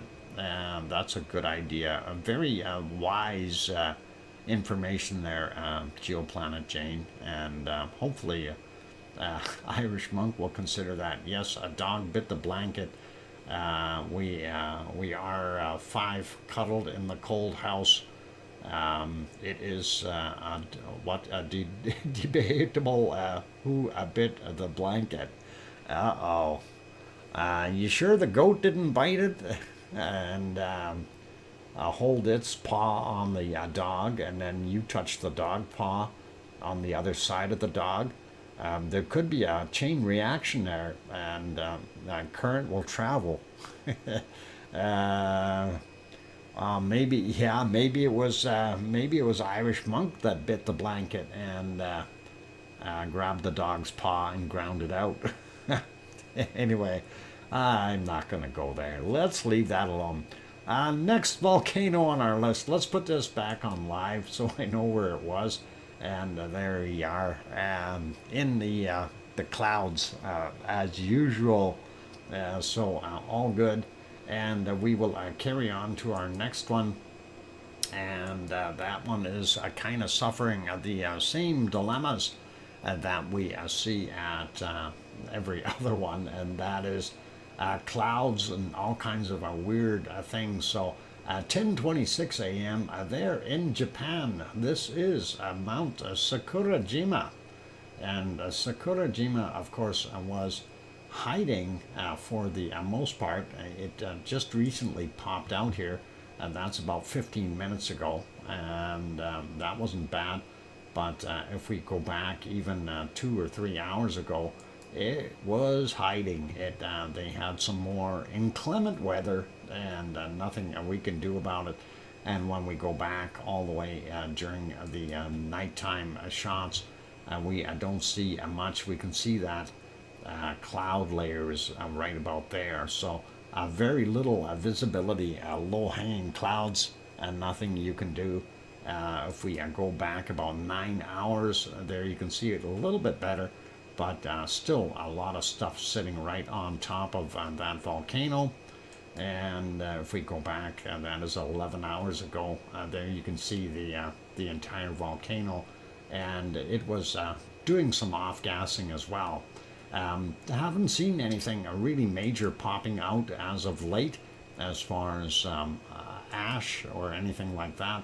Hey, the ice cream boat is there, you guys. If you want ice cream, you can certainly zip down there, go down that road, follow it down to the lights, hang a left, and you get down to the dock area, and there's ice cream vendors set up on these boats. There's our volcano back here, by the way, Sakurajima, and that is pretty cool.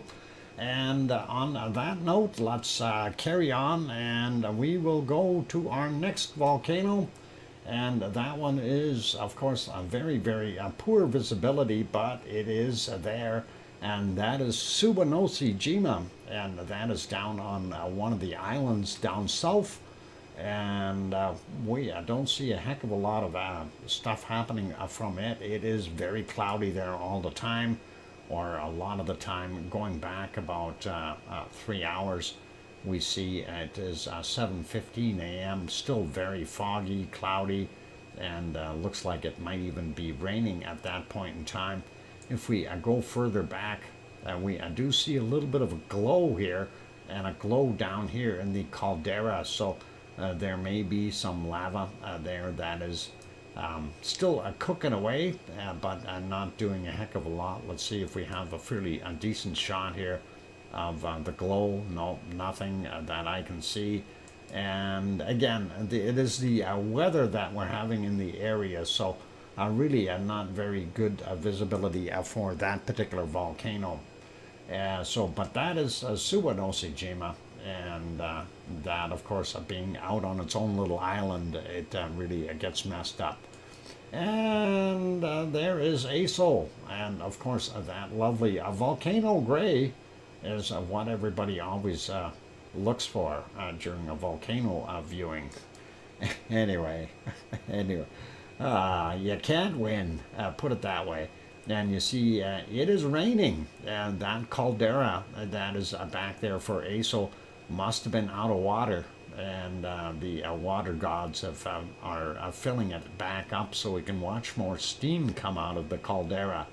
Unfortunately, we're not going to see it today, you guys. So ASO is off our list, and ASO-san is a very nice volcano, except for when it's blowing up, and that'd be all right. Let's hope nobody gets hurt if it does. Anyway, next one is this one here, and of course that is Mount Fuji. And Mount Fuji also had rain today, and we are not going to see Mount Fuji very well at all. Almost looks like they had twisters there, kind of weird clouds. But yeah, Mount Fuji is under there somewhere. Unfortunately, we are unable to see it, and I don't think it popped out any time today at all. So not going to worry about it.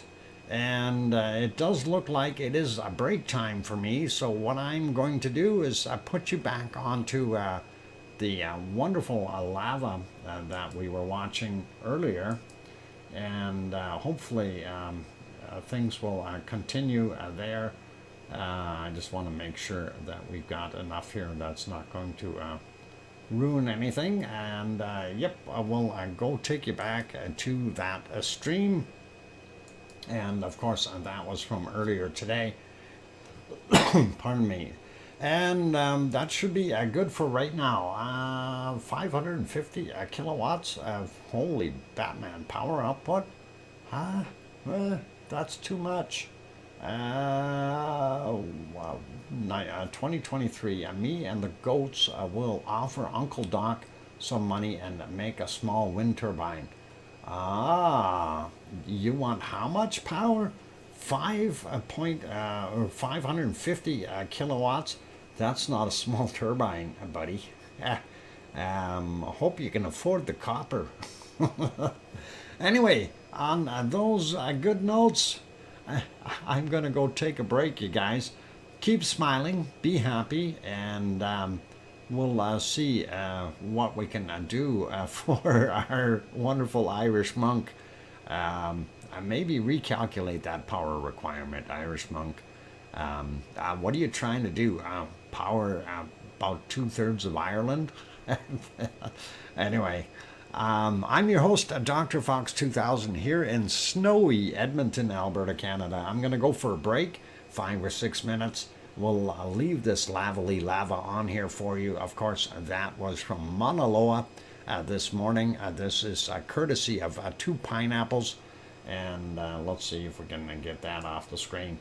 They did get some super chats in there, which were really awesome. And for those who don't know, Dutch Sense is a guy who does a lot of earthquakes and stuff. And he's got a fantastic channel, so definitely worthwhile having a peek at it if you haven't done so already. Hey, Yvonne Kunkel, just in time for my break. And thanks for stopping in, Yvonne. Okay, you guys, I'm going to go take that break, and then I will get back in here in about 5 or 6 minutes. So keep smiling, be nice, and I'll be back. Thanks.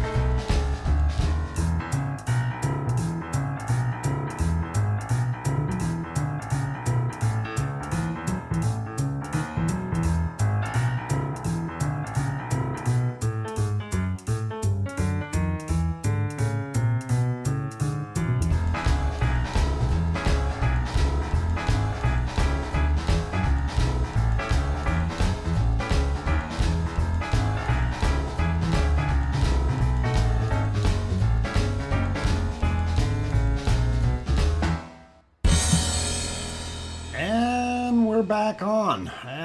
Welcome back, everyone. I'm your host, DrFox2000, and of course, we're here in Edmonton, Alberta, Canada, where it's really cold.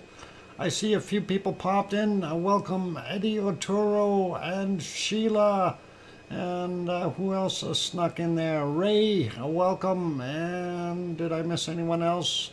MG2431, good to have you back. And I think we're good for right now. In case I didn't get everybody in there, just wanted to say thanks and welcome anyway. And thank you for the welcome backs from Sue and Kevin and Yvonne and Kate. Welcome, Kate. I didn't see you earlier. Good to have you on board. And Kananaska's country. And Wonky Donkey asking, what did he miss? Not much. The herd of pink elephants up on Mauna Loa, you missed those, Wonky Donkey. It would have been an awesome sight had you been there. Sharon Stewart saying, I hear you, DrFox2000, lava, lava, lava, yay. And thank you, Nancy Buchanan. And all good, so... All right, let's can that for right now. We're going to put that on a park. And there was a bunch of stuff that they started doing in that stream with messages and things. But we got other things we need to do. So let's go over and have a look at another place that we always peek at. And of course, that is a Yellowstone National Park. Unfortunately, because it is nighttime there, we don't get to see a heck of a lot. But for those good people, if you like Yellowstone, we can do this. I'm going to type in Yellowstone, and that'll bring up the link from USGS that gets you over to Yellowstone National Park. And of course, you can watch Old Faithful during the daytime, and it continues to do its thing all the time. It's pretty awesome. And there are also, over 500 active geysers there, so you're not without looking at things. And they do have maps and things like that on the site, on the website. So you can always have a look, and you're welcome to do so. Anyway, the other one that we want to look at, of course, is getting ourselves back over to Hawaii. This time, though, we're going to look at Kilauea and take a look and see what is not happening at Kilauea. And let's get rid of a couple of things here. Where's my little things here? There we go. I get rid of that. And what the heck are these other things? Oh, some of those pictures. Oh, I remember I loaded those. That is awesome. Okay, let's go take a look here. First, I need to get that stream in the right shape. There we go. That's better. And there you see the lava pond that is in Kilauea's caldera, and we do see it. This was from 8:26 this morning. Unfortunately, I lost the neon looking one from earlier because I had to reboot because of updates.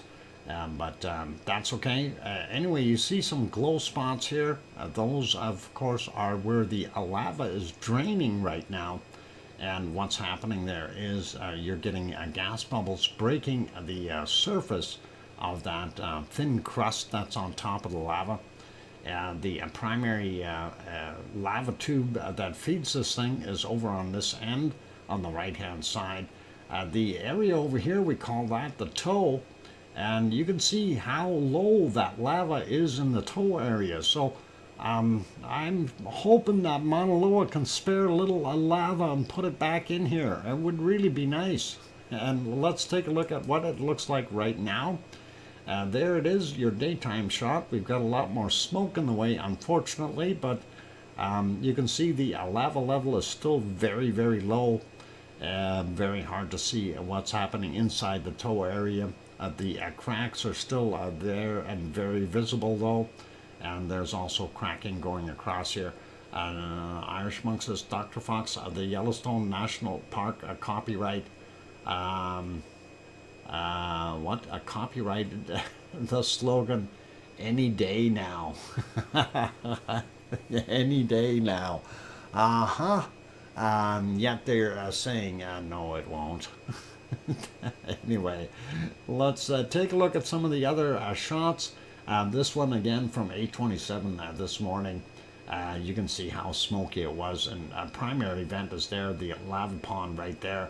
You can't see anything else. We do see some smoke way up high on the side of the caldera wall, and that kind of makes you wonder what's still cooking underneath here. And going around the edges, we do see a few other spots in the back as well. And then looking at the caldera wall, really far back behind everything else, you see a bunch of off-gassing from it. So that is not unusual. It's just, I find that pretty amazing, considering the primary vent is over here and not over there. And that is probably a kilometer away. And that is pretty far. So very interesting stuff. It could be another hot spot underneath there, heating things back up. The edge of the caldera is, oh boy, it's so hard to see where this thing is. That should be the back edge of the present caldera at this level anyway. And I'll leave it as that. Let's go over to the shot from this side over. I don't know if that camera is working yet. It doesn't look like it. I'm gonna refresh it anyway and try. Nope, no such luck. Let's take a look at the thermal, and this is the thermal shot from 8:28 this morning. Primary vent is sitting here, the little hornito right about there, and of course there's the lava tube underneath in here. You don't see it, and that pours into the lava pond. There's your toe area. Previously we had a very bright spot over here. It definitely has cooled off, and of course we are still seeing some of this lava mount here is floating, and that is cooler lava that is about anywhere from 2 to about 5 meters thick in some places. And basically because it's cooler and has a bunch of air/gas bubbles in it and stuff like that, it is actually buoyant, and it's floating on top of the lava/magma that is underneath that area in the caldera. And of course that caldera has a lot of lava in it. Let's see, where's my little cheat sheet here? And that is roughly about 143 meters to the caldera floor. So from the lava pond area, that's about 670 feet roughly, and that's a lot of lava down in the bottom. 111 million cubic meters of lava, and or if you want to put that into gallons, at 29.2 billion gallons of lava. That's a lot of lava in there. Anyway, I'll leave that be. And let's see. At this point in time, what we typically do is we go over to have a look at Mauna Loa. And we really don't need to do that since we've been kind of featuring it for the most part already. But I just figured we'll have another look and see what is actually happening right now. And this is what we're seeing in the caldera. So not a heck of a lot in there right at present. But I do want to go check the USGS map. And of course, I'm going to refresh that so we get a fresh picture. And let's zoom in here a little bit so we can see the caldera. And there's the caldera, and of course there's the camera. And for those who aren't familiar with this site, type in Hawaii map, and it will bring up the link for you, and you can have a look at it and see what we've got cooking there. So this picture from 1540 Hawaii Standard Time, and there is the caldera in a thermal image, and we are actually seeing some cooling there. So the area that was lit up earlier is actually cooled off some, and that is a little odd. So I'm wondering what the heck is happening. We do see the other areas here that are brighter in color. Of course, they're holding more temperature.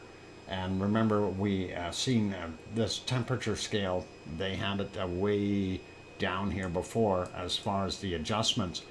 That it would be from 0 to about 30 kilometers. But you can see that rift, and there it is there, and that is fairly long in there. I don't know how much further it went on out the back end here, but that is what we've seen. I'm gonna, well, that is refreshed, so we're gonna leave that be. Let's see, we already looked at that. We had a look at the other one. Actually, we'll play this one one more time.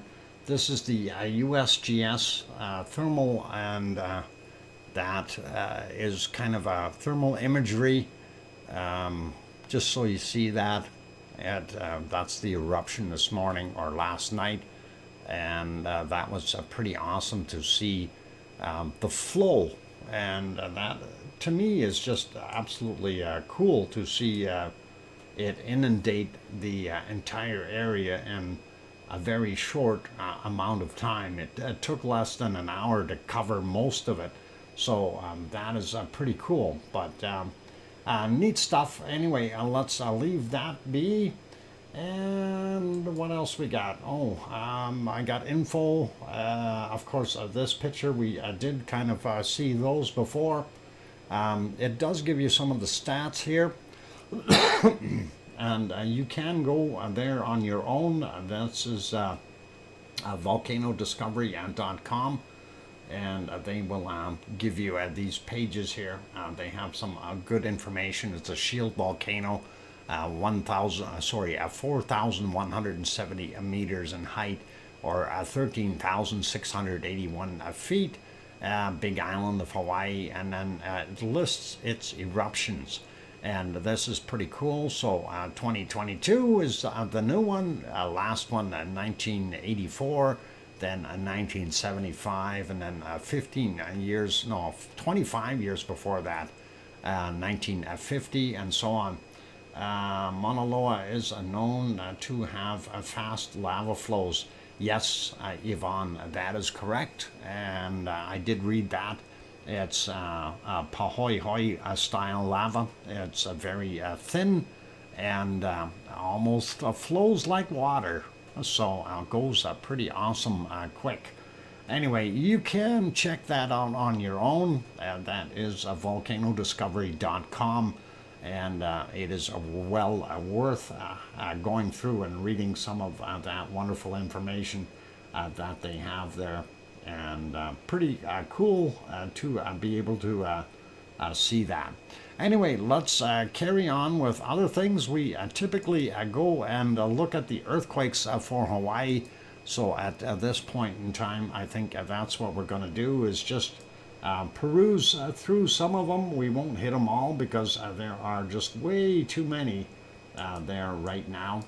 But we do have some newer ones again, and a couple more new ones that are sitting on top here.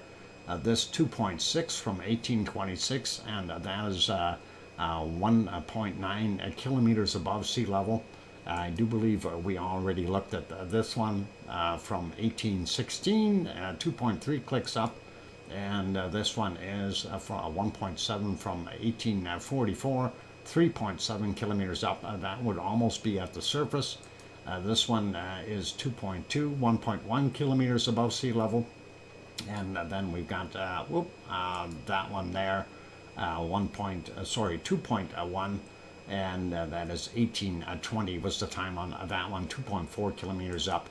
And then this guy here, 2.1 as well from 1816. People were asking where the Saddle Road area is, and I did have it kind of zoomed in here. Let's do that again so you can see. Whoop, come on, stop marking things and start moving it and grab it. Anyway, this road here, that's what they call the saddle road. And there it is, a saddle road. So I'm not sure exactly where Two Pineapples was. I'm guessing somewhere around here because they were talking about the turn off to Mauna Loa up there. So that is likely where they were parked and videotaping this wonderful flow, and that was coming down the hill here somewhere. So hopefully that is where it is, but that's where that road is in between the two mountains. There's Mauna Loa and of course Mauna Loa right over here. And Irish monk, the cat is currently asleep on the goat, on a goat. Oh, that's a good thing. A cat stays warm on goat. The headlines. Various of brown and black, or white and black. Interesting. Don't want to get into that conversation. Anyway, that was there. But let's go over to the earthquakes and see what we've got. So looking at all these, we can't go through all of them. I'm going to go through the ones out here in Pahala, though. We'll take a look at them. Typically, everything in the Pahala is somewhere between about 26 and 37 kilometers down. This 1.7 from 1008 there. We have this one here, 1.8 from 2055. Then this other one, 2.3 out here in the water from 59 minutes after midnight. And I'm surprised there aren't more quakes there in Pahala. 2.0 from 2008. And then the one right close to Pahala itself, very close to town, 1.9. And from 1404, I don't think they would have even felt those. This is a 1.8, 14 is the time on that one. 2.7, a little bit bigger, 2120 yesterday, and then 2.6 right there, yesterday's as well, at 2120. Then we have a 2.4 from 14 minutes after midnight, 2.2 from yesterday at 2158. And that guy is 2.0 from 1604 today. And this guy 2.0, 2202. And then that guy right there, 1.8. And that is 6:05 a.m. 8.2 kilometers down. So that's a little odd for that one. But then again, that's sitting up on the side of the hill a little bit. Let's grab a few of these that we haven't checked that are down the hill towards Kilauea. 2.2, 7:57 a.m., 800 meters above sea level. And then we have 2.5, 3:13 a.m., 8.6 kilometers below sea level. And of course, we already checked that. 2.1. 20 kilometers down, and 18:16 was the time on him. Then we've got this guy here, 1.8, 3:07 a.m., 2.7 kilometers below sea level. This one here is 1.9 kilometers above sea level. 13:59 was the time on it. This one, 2.4 kilometers above sea level from 1820. I do believe we did that already. And then this one, 700 meters above sea level, 2.6 from 1203. And we're not going to worry about too many of the other ones. Notice we don't have too many over here in this area. And of course, everybody was always wondering what the heck was going on. And that is just kind of a place where we figured the ground was lifting and subsiding a bit and creating some quakes, little quakes. 2.5, 12:10 is the time on that one, 9.9 kilometers below sea level. This one, 1.7 from yesterday, 23:01, 2 kilometers below sea level. And that, oh, hang on, or did I boo-boo that? Yeah, that's 2 kilometers down, same as this one, 1.8 from 4:11. This one, 2.6. from 354 this morning, and 2.4 kilometers below sea level for him. Anyway, there's a whole bunch of quakes there. You are more than welcome to go onto the USGS site and count up quakes all you want, and there are lots of them. And Sue says, a break time. I do need a break, you guys. My throat is getting very sore, so I do need to do that. And after we get back from the break, we're going to go take a look at the Canary Islands. So that'll be cool and awesome, and we'll see what is happening there. And let me find my proper spot here to get you back to the wonderful lava that we had. Okay, let's put it right about there, and we'll let it play and get you back on there. So there we go, and we'll get that screen the right setting. That should be that. Oh no, that's too much. There should be no, not that guy. Darn it. How about this one? No, how about that one? There we go. Got it. All right, that's good. I need a little break myself. For Bloxyman22, no worries. You got 5 or 6 minutes.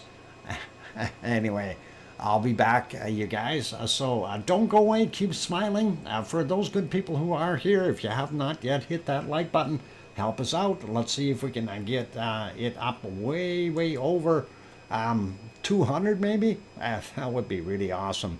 Anyway, thanks everyone for sticking around, and I will be back in a little while. So be good. I'm your host, DrFox2000, here in Edmonton, Alberta, Canada. Don't go away. Thanks.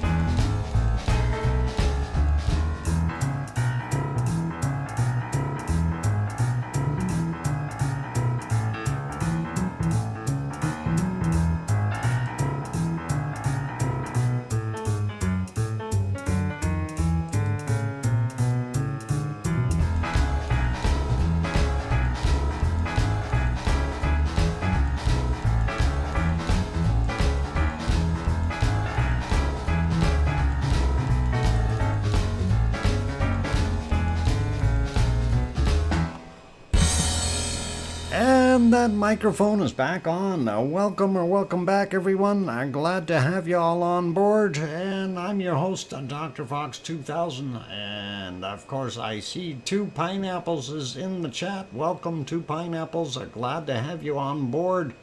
And Lavely Lava, you filmed there this morning, and we loved it. For food for thought, Irish Monk, thank you very kindly for that, Irish Monk.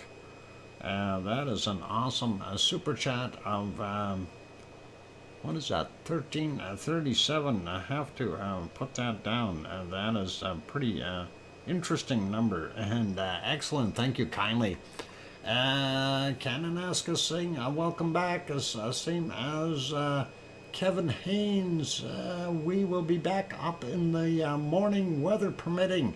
Excellent, Two Pineapples, and hopefully it will continue to erupt. Have you heard of any status? Is it still erupting, or is it gone quiet, or what's happening? Anyway, thanks for the welcome backs from Kevin Haynes and Kananaska's Country and Yvonne, and I hear you from Sharon Stewart. Yippee, hi to, or yay, hi, Two Pineapples, and thanks, Two Pineapples, for Aloha Doc. So all good. Anyway, I just wanted to clarify that so there is no confusion. Some people may not get all of it here sometimes, but we'll try to straighten that out. Good to have boots on the ground, and yes, it is a status. Southwest fissure opened and getting more info on that soon. Okay, Southwest fissure opened, and that is interesting. Anyway, I'm going to pop this back over to our volcano map just for a minute so we can see what is going on. And I think I might be in the wrong spot. Nope, I got the right one. All right, there's the big island of Hawaii. And if we zoom in a little bit, this, of course, is our volcano map that we're looking at. Kilauea is over here, and Kilauea has been erupting since September 29 of last year. And it is still considered to be erupting, even though the lava levels are way down. But it is still an active volcano, and it is considered to be erupting. Up on the top of the hill over here, that is Mauna Loa, and that is the one that is doing its thing. Air quality measurement instruments in place. Awesome. Yeah, Yvonne is asking, do you have the number of magma that was already erupted by chance? Square cubic meters per hour, or whatever flow rate. No numbers yet. Okay, that's cool, and thank you. And MG 2431, I hope that kind of fixes you up there as far as your understanding. So this one has been going for quite some time, and this one erupted well, yesterday, technically at about 11:30 p.m. Hawaii time, and did its thing. So should be pretty straightforward. This has not erupted since 1984. Okay, so that is what we've got. But anyway, that is where we're at there. So I did want to go do the earthquake map, go around the world real quick, see what we've got shaken, and then we can carry on with our other stuff like weather and stuff like that. Not seeing anything big here on the western side of North America. Coming down, we see this one, 4.7 in Colombia, 32.9 kilometers down from 6:37 a.m.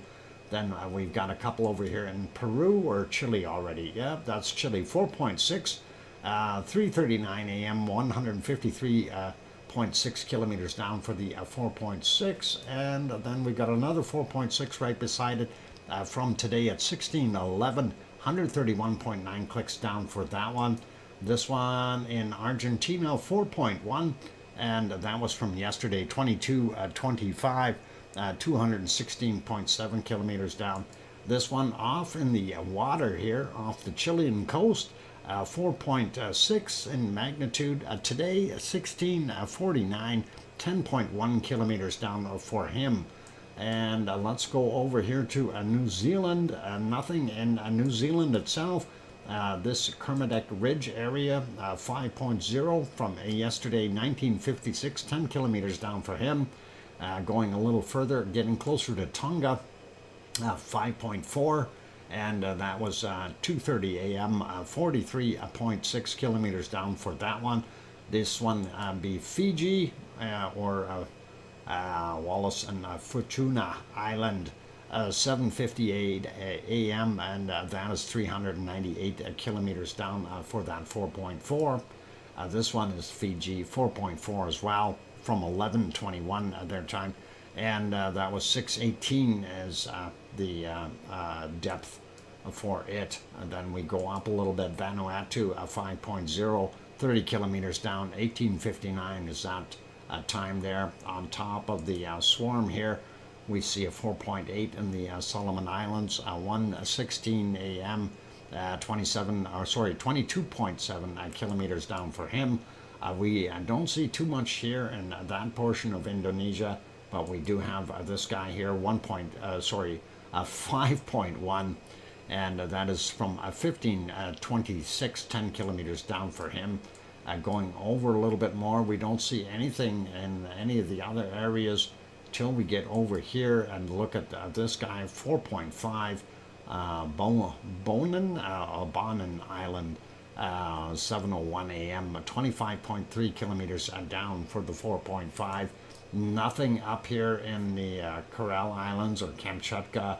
Very, very quiet in the Aleutian Islands as well. I think all the glory is being taken by Hawaii. That's taken all the power out of everything. The only other one that is of real concern, of course, would have been that one, the 5.9, that we already looked at here, right close to the Azores.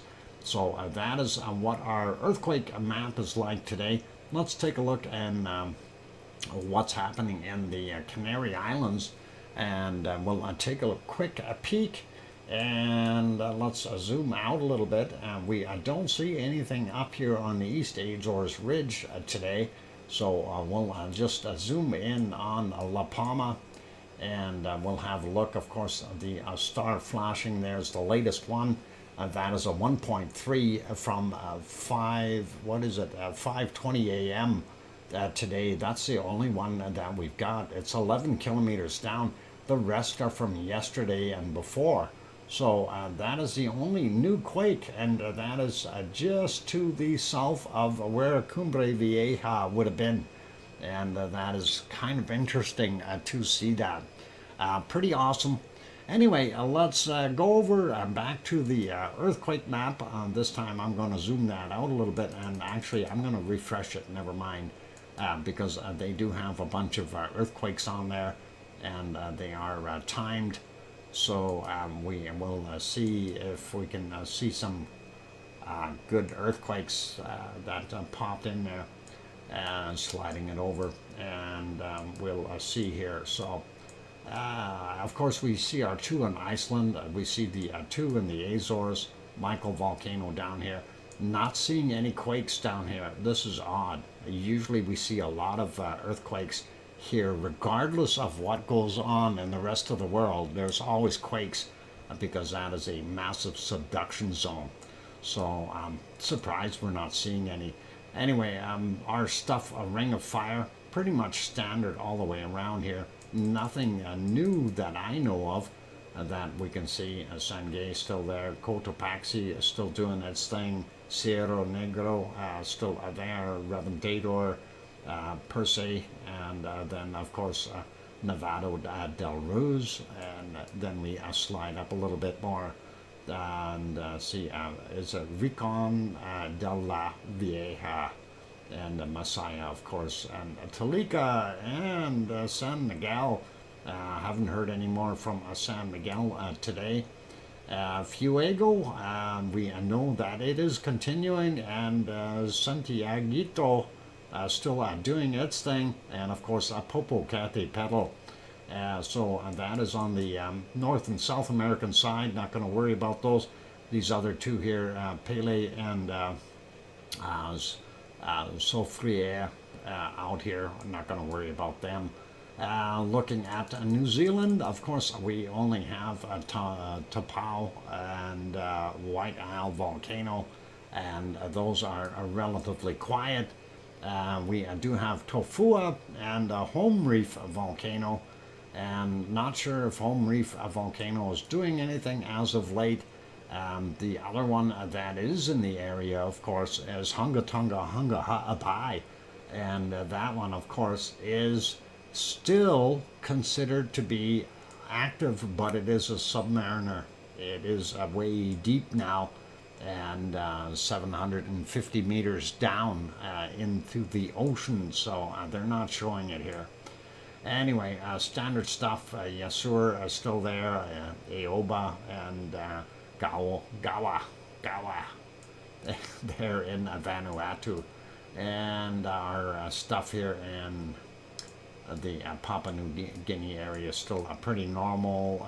Nothing new here in Indonesia. Not going to worry about those. Ibu and Dakono still working away, and these guys are all pretty much it. Taal still there, very quiet though. They haven't been streaming Taal very much as of late because there's just nothing happening. People are losing interest, and of course Ahai still out there, still in orange. Don't know if that's going to change in the future. Nishimoshima still there, and then of course here's Suwanosi Jima, as well as Sakura Jima on our wonderful Japanese islands. Sliding up, looking at our wonderful area up here in the Kamchatka Peninsula, and just below it, Chikarachki, Ibiko, and Alade are the ones sitting down here. And then, of course, Karimsky, Bezimiani, and Shivalish are doing their thing. And that new one that I've got such a hard time trying to pronounce. Anyway, we'll just call him Skoy. Skoy. Oh, Skoy. There we go. That is, it's there. It's not doing anything. And down here we got Erebus still there in the bottom end. Okay, I have to go horizontal. Good night, everyone. 2 pineapples, sleep well, and you deserve to rest. And you had a good day there. Heard Island volcano still there, Piton del Formes and Reunion Island still doing its thing, and of course our stuff in Africa hasn't changed any, nor has our Italian theater or Sicily here, and so that'd be Etna, Volcano, and Stromboli, and of course Campi doing its thing, and Campi actually is quiet, a very quiet Campi. We like quiet campies. If you got a noisy campy, you can't sleep all night. Never mind. Bad joke. Bad joke. I can't imagine how brutal cold that area is. What? A brutal cold? It's not cold here. You gotta have warmth. It's not cold here. Let's see. It's only minus 13 Celsius here. Do freezing. Good night, Dr. Fox and the C&D boy, and good folks. I'm gone. Good night, do free. Take care and be good and sleep well. And anyway, let's carry on with our other stuff. Quick peek at our. Let's see. We'll look at weather stuff here. We want to look at. What is happening around the world as far as SO2 is concerned, and I'm kind of curious about Hawaii. So let's get over to the weather map, and we'll take a look at what we've got happening there. Wonky donkey. Okay, people need to go find my bed. So good night, everyone. Wonky donkey, take care, and all the best to you. Pleasant dreams, and sleep well. And how do donkeys sleep? On their feet? I hope not. Donkeys do lay down. And all right, so 2 pineapples is going to bed, and a wonky donkey going to bed. Everybody's going to bed. I want to go to bed too. I want to sleep. Irish Monk's already horizontal, so he's lucky. Anyway, there we go. Looking at our SO2 map, we do see this twirling and swirling up all the way into Alaska from the Aleutian Islands and from China and everything else that is being put through there. But they do have some rain or precipitation in the area taking care of some of it. We don't see too much there in Canada or in the U.S. Northern states maybe a little bit on the heavy side, but nothing too severe. We do see down here in Mexico, that of course from Mexico City and Popocatépetl, and that is pluming off into the Gulf of Mexico. I mean, you got 22 million people living in one city. Surely they're going to have a bunch of SO2. And sliding down Central America, we don't see it being too bad. We do still have quite a bit of activity here in both Peru and, Ecuador and Colombia. And we see that plume coming out into the Pacific a little bit. Not so bad down the Chilean coast, a few places where it's actually heading inland and making it out to the Atlantic. Not bad at all for the most part. Sliding over to New Zealand, and we see here looks pretty clean with the exception of White Isle Volcano, and that is still doing a pretty darn good job at what it does. Not so much here in Melbourne area. Those refineries are working, but not so much output. And the coking plants just north of Sydney still doing their thing. And here is Tofua, and possibly some stuff coming from Hunga Tonga, Hunga Ha'apai, because it is off-gassing and continuing to do so. Here we see Vanuatu doing its thing, and then of course Eoba is the primary guilty party for that big red spot. Same stuff here as pretty normal in Papua New Guinea, and we see Luolatok still there with that plume, and there we go. We see that Merapi is actually putting out a lot more SO2 today. Semeru is here, Merapi there, Krakatau over here, and then of course Jakarta, another heavily populated place.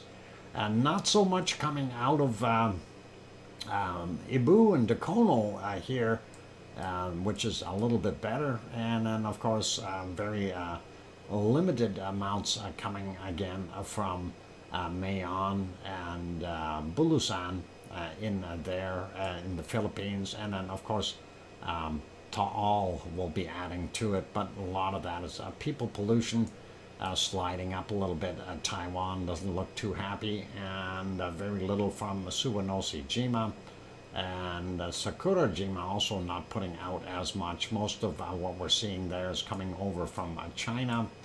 And let's slide up and see. We don't have too much. It's so hard to tell when you got such a big stream of SO2 coming up. It's hard to see what's actually coming off of our volcanoes up here in the Kamchatka area. China very bad, and same thing with India.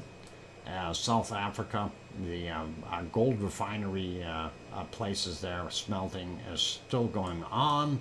And of course we have 2 volcanoes here in the Dominican Republic, not Dominican Republic, how about Democratic Republic of Congo. That would be better. DRC or something like that. Congo, the Congo, the jungles of the Congo. Tarzan came from there, no? Anyway, Urta Ale, a little plume right there. Most of these bigger spots are, of course, oil refineries, and that is what we're seeing. And then zooming in here, we see that is Sicily, and Mount Etna, of course, doing its thing. And you'll have Stromboli over there in Volcano as well, and that is adding to that plume. So that is pretty much it. We don't see a heck of a lot coming from Iceland, and looks like portions of Europe, actually Germany looks like a lot of SO2 there today. Looking at that wind, it's being pushed back into there. That was kind of circulating around. So we'll see what happens with that by tomorrow. Anyway, I'm going to go take another break, you guys, and then we will come back and do the weather. So whether we like it or not, I will do it, and we'll see what it looks like when we come back and look at this horrible cold stuff coming down. And yeah, we're going to get it. We are going to have, what is it, Tuesday night, it's supposed to get down to the low temperature, minus 30 degrees Celsius here. So a little on the chilly side, if you ask me. It is good to see my house is not on fire. That's good to see, Irish monk. That is a very good thing. Yvonne Kunkel, okay, I'm going back to sleep now. Thanks for another great stream, Dr. Fox. Mods, Lavaliers, and Lava family, have a great day/night, everyone. See you later. Yvonne, pleasant dreams and lavally dreams. I hope you get a chance to get over there to Mount Etna when it erupts. Anyway, we'll see you soon, and be good. For those good people who are still here, I am going to put you back on the lava, and we'll let that play through. And when we come back, we will finish off the stream with our weather. For all those good people who are here, if you have not yet hit that like button, let's see if we can push it up over 200. That would be awesome. Also, for those others who are sitting on the sidelines, if you have not yet subscribed, please do consider subscribing if you feel we've earned it. On that friendly note, I'm your host, DrFox2000, here in very cold Edmonton, Alberta, Canada. I will be back in about 5 or 6 minutes. Don't go away. Thanks.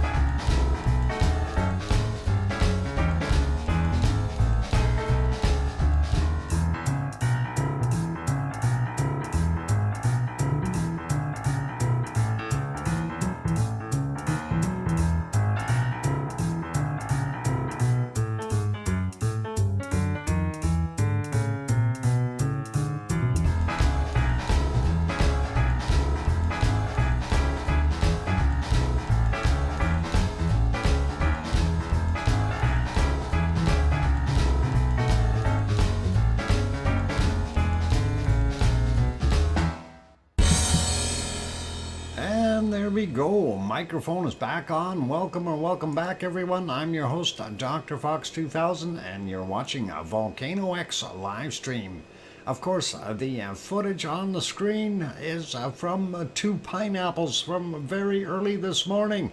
And that is of our wonderful Mauna Loa eruption. So awesome. Thank you for the welcome backs from Kate and Sue Hayes, and I hear you from Sharon Stewart, and thanks Cananescus Country. And I see the herds are thinning a little bit. People are starting to leave, but that is okay. We're going to go through the weather and we'll be done with the show anyway, so let's get on to that. Need to get myself on that weather map, and today Sue has got a definite advantage. I didn't check. Darn it. Weather map, where are you? Let's click that button. How about that? We'll go to that one and we'll try it. Grenzed says I can relate. Yep, all the places here have heat no matter what. Anyway, looking at the northern lands up here, Alaska, Yukon, Northwest Territories, and none of it are exactly that. We want none of it. It is way too cold up there. The cold has infiltrated into British Columbia, going all the way down, and I'm surprised it's in a couple places that is normally very, very warm. And that is down here in the Soyuz. That is crazy. Normally they get that warm air pushing up from the bottom. Today it's the other way around.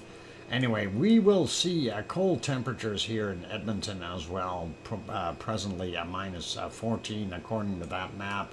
See, it's a little bit warmer there in Saskatchewan, Manitoba, but wait till that low leaves and that ice cold will come down. Looking at northern Ontario, minus 10 in most places up there. A little bit on the plus side down on the bottom end of Ontario, so not that bad. Toronto coming in at 0, minus 1 in Montreal, and minus 7 there in Quebec City. Looking at New Brunswick again, we got a cutoff line right in the middle. Half is cold, the other half is a little warmer. 0 degrees there, and minus 8, 9, 10 there. Cole Harbor, where Sue lives, that is 2 degrees Celsius, and we see that on the map, and hopefully that warm air will push up a little bit more and get that cold out of there. It looks like it could get a little warmer. We need more temperature for stuff. 2 pineapples is what the second row in rugby sees in a ruck. Oh, in a ruck. 2 pineapples in a ruck. All right. I never knew that.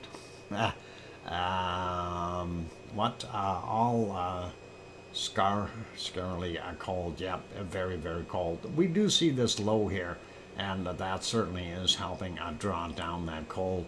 It's not bringing the warm air up enough, but it is helping to move it along there, though, for the good people in Ireland. Hang on. Somebody put another low in here, and that low needs to move over, so it pulls that cold air to Ireland. Because he needs central heating. A goat and 3 dogs don't count as heaters. Anyway, looking at the U.S., Portland only making it to 1 or 2 degrees today. Sliding down the coast, San Jose about 9, L.A. coming in at 14, Burr, and Death Valley. You better have a jacket on or you're going to freeze to death. 14 degrees. Thank you, Sue. And Mexicali down here, 16. Phoenix coming in at 14, 15, and same thing, a little warmer there in Tucson, but not by much. You can see where the cutoff line is. And looking at New Mexico, about the same thing. we didn't check Lost Wages. I mean, Las Vegas, 9 degrees Celsius there, not so warm. And our Amarillo, if you have an Amarillo, that's like an almondillo, 9 degrees. And that is too cold. Down here, though, bottom end of Texas, a little bit warmer, kind of nice for the climate. San Antonio coming in at about 19, Austin being 17, 18, Houston about 16. That's not bad for this time of year. We see the Midwest and most of the other areas in very, very low single digits as far as Celsius scale is concerned. But we see the coastal areas here holding some temperature. New Orleans coming in at about 15, 16. Mobile, Alabama, 16. Tallahassee coming in at 15. And Miami Nice is at 25 down here. So they are not bad on the bottom end of Florida. But as soon as we get up into Georgia and South Carolina, we start dropping in temperature again. Of course, the Appalachians here a lot cooler. That is the way it goes. Grandma B's house, about 9 degrees, 10 degrees Celsius. That's about 50 Fahrenheit. So not that warm. Be using some heat there. And you are welcome. Kananaskis country. And take care. We'll see you. Sue Hayes, Texas is where God was born. Oh. All right. Going up the coast a little bit, and we see 13 for Virginia Beach, Philadelphia about 5 degrees Celsius, New York about 5, Boston about 5, 4 actually in the Boston, Halifax about, well, actually a degree warmer than Cole Harbor, but not by much. Going down a little bit more, let's grab Cancun real quick. 26, 27 in Cancun.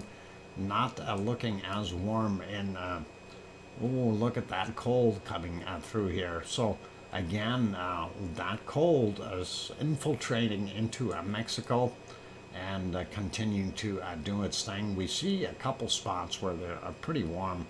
Acapulco looks like 26 right now, and it looks, there's one spot in here that's about 28 degrees, not bad. Mexico City only 13 though. Central America, not bad. And getting into South America and looking at Brazil and those places, rainforest holding some good heat.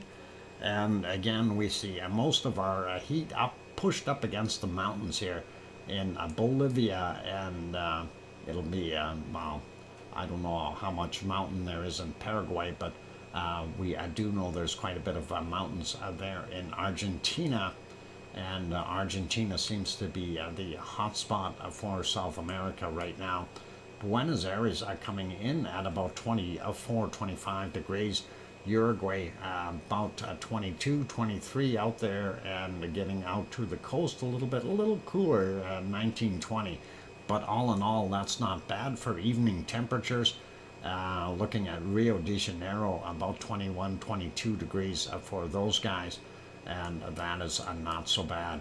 Bottom end of Chile, a little bit chillier, and we do see that even floating into Argentina a bit there with that cold, sliding over, having a look, and not so warm on the South Island. They must be getting more rain and wet stuff. This cold being brought in here probably isn't helping it any, but they are looking a little nicer over on the east side of the island. So Christchurch probably about 20 degrees right now, and 21. I was pretty close. And this guy here, what is it, Dunedin?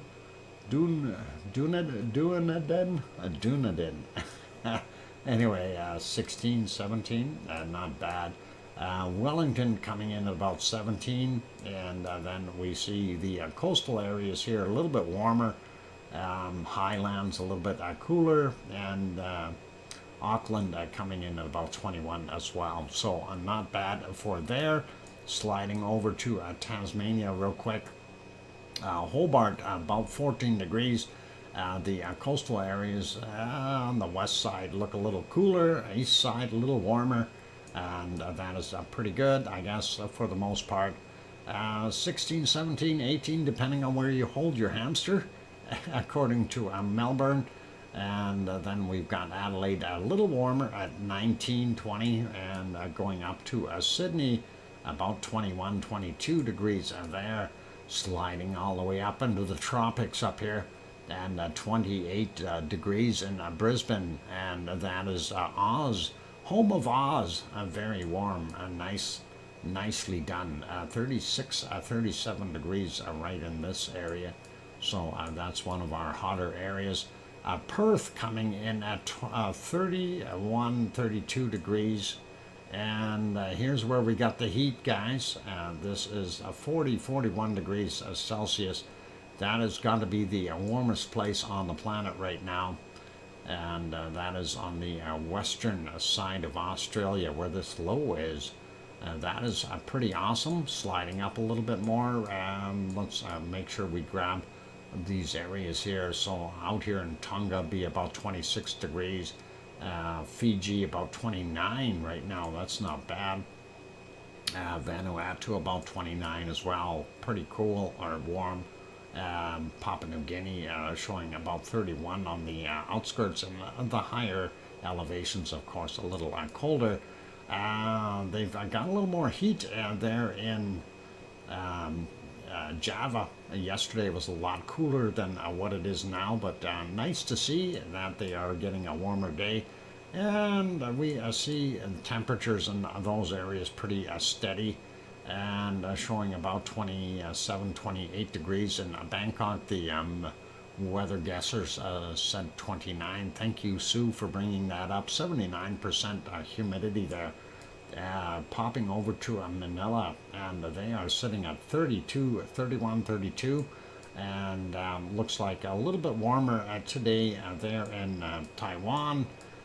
Same thing with the bottom end of Japan, going up to just past Osaka, where it seems to be a little warmer.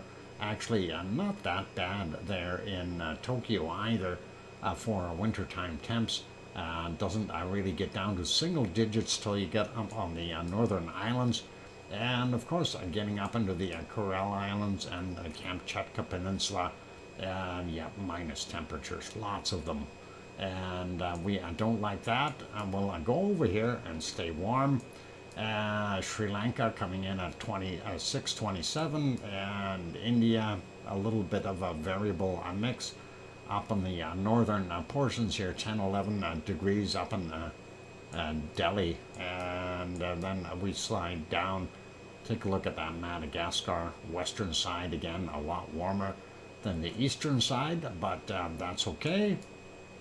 And how come they got a cold spot right there where that high is? That's horrible. And looking at Cape Town, about 19, 20 degrees, not bad. And let's zoom it back out. Central areas here of Africa for nighttime is doing pretty good, all the way through, even into, well, Ethiopia not so good, but most of the other countries are fairly warm till you get up in the very top portions of the Sahara. That's got some of that cold from Europe floating in there. Sliding over here, just looking at Saudi Arabia and Oman and Yemen, a little cooler today, and same thing with the UAE over here at 19 to about 21 degrees, not bad. And then a lot cooler in the interior of Iran. The coastal area is still a little bit warm. Baghdad coming in at about 15 today. Mosul up on the top here 10, so a little bit colder. And looking at Turkey, -4, -5 over there, and not so cold over on the western side of Turkey. And I wonder what Piggy's temperature there is. Let's just have a quick peek. Whoop, try that one. We'll see. And of course, down here in Crete, we do see that Wow, Irish monk, the Iceland Fund and Bunnies. Wow, thank you very kindly, Irish monk, writing that down. Thank you kindly for that very generous super chat, Irish monk. That is awesome. I really do appreciate that. Thank you. You're a very kind person. And let's see, that is awesome. Anyway, Crete doing not bad. A little cold in some spots, highlands. And looking again over here at our wonderful Sicily. 1 degree. Oh, burr. We're going to get some more snow on Mount Etna. I guarantee it. With 1 degree, I bet you we will. And we'll see more of a frosting, and then we'll see it erupt. All that snow will melt. Anyway, Italy looking a lot chillier today, and we are seeing it all the way up, all the way to Milano up here, looking at about 3 degrees. New Irish Monkland right here, aka Sardinia, looks not bad, but quite cool, single digits. And again, Irish monk, the southern end is what you need. Dr. Fox, please don't write it down. We could end up in court. I didn't write anything down that is going to be consumable. I shred these afterwards, so you don't need to worry. I promise. Oh, I have a shredder. I like shreddies. Anyway. Now, if only I had a purpose for my shreds, that would be better yet. I've yet to find anyone in my garbage can, though, trying to glue them back together. Anyway, okay, never mind. Spain is horribly cold, minus, 1 or 2 or 3 or 4 degrees, depending on where you are. Same thing with Portugal, so a lot cooler there. Actually, it's colder there than it is in France. They are anywhere from about 5 to about 8, 9 degrees. The coastal areas up to 10. Germany not looking so warm right now either. 3 degrees in Munich. Berlin only coming in at 2. Hamburg up in the top, 3 degrees. Brussels coming in about 6 there in Belgium. And let's see what we've got in Amsterdam, about 6 degrees. Sliding up, looking at Denmark, 5, 4, not so good, but steady. So 5 degrees over in Copenhagen, and sliding over a little bit, and we'll get Riga while we're here, 0, and of course St. Petersburg, minus 3, and a little on the cold side there, plus 3 in Stockholm, and about 0 or 1 or 2 there in Oslo. Let's what happened there? Holy Batman, that took us away real quick. I was going to see what we got in England, and 6 degrees in London, Plymouth about 8, so a little warmer down on the bottom end. The top area, 1, 2 degrees all the way up, and even some minus temperatures up in Scotland, but not so good. And I can see why Irish Monk has got a bed full of pets, 5, 6 degrees Celsius there. That's not very good. Hopefully that'll warm up for you a little bit in the near future. And looking at, we've got a nasty high sitting. Actually, a high is usually good for keeping the rain away, but that high is sitting on top of Iceland, and that is bringing all that cold in. Reykjavik only coming in at about 2 degrees right now, and then we see our Ragnar area 1 to 2 degrees for those guys. So not very, very good there at all. I went through 3 shredders, wore them out. Then we discovered the one with titanium blades. It still works 10 years on. Sharon Stewart, wise investment. I found my crutches, put a goat to bed, bring a dog to a beach, and then sleep. Okay, I love this family, and I love Uncle Dr. Fox. Good night, lovely people.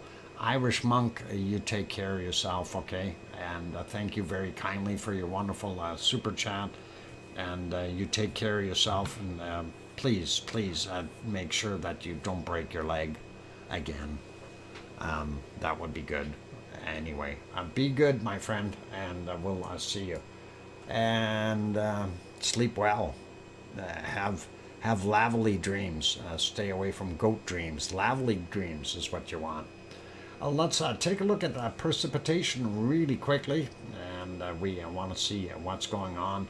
So the weather guessers that said we were going to get between anywhere from 2 to 5 centimeters of snow were very wrong. They boo-booed, and Edmonton didn't get anywhere near that. But we do see out here in the northern portions of British Columbia, a little bit out in the mountains there, they're going to get a little bit more, so we might get a few more flakes here and there, but we were spared by most of that system. But that is now heading through Saskatchewan and heading for Winterpeg and doing its thing. Looks pretty clear in the bottom of Ontario. That's not bad. A little bit here in Quebec, St. Lawrence Seaway, and I'm happy to see that low has moved on. Possibly some snow here on Nova Scotia, and a little bit there in New Brunswick.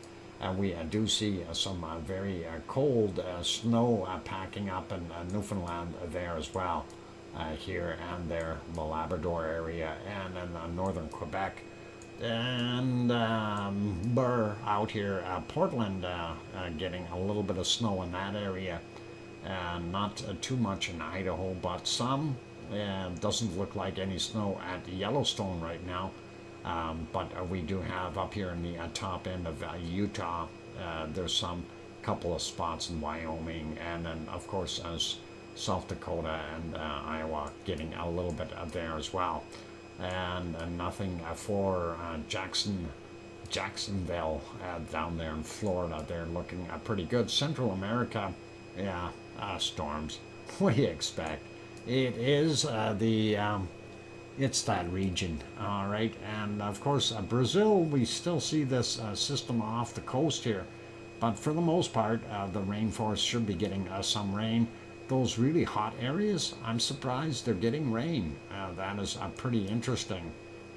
And then, of course, the Chile side over here, why not add some rain?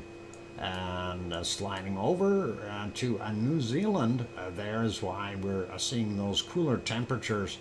And that is, of course, that kind of squiggle of that cold air being delivered there. And of course, that's mixing with the warmer air, creating a lot of that moisture to come out and play and end up on the ground. And Northern Ireland, though, looks a lot better. Pardon me. And looking at not very much rain there in the Tasmanian area, a little bit along the coast, nothing major. Looks like pretty dry there in Melbourne, Adelaide, and Sydney. A little bit of rain showers there in the very warm Brisbane. And I'm sure that they don't mind having a few showers.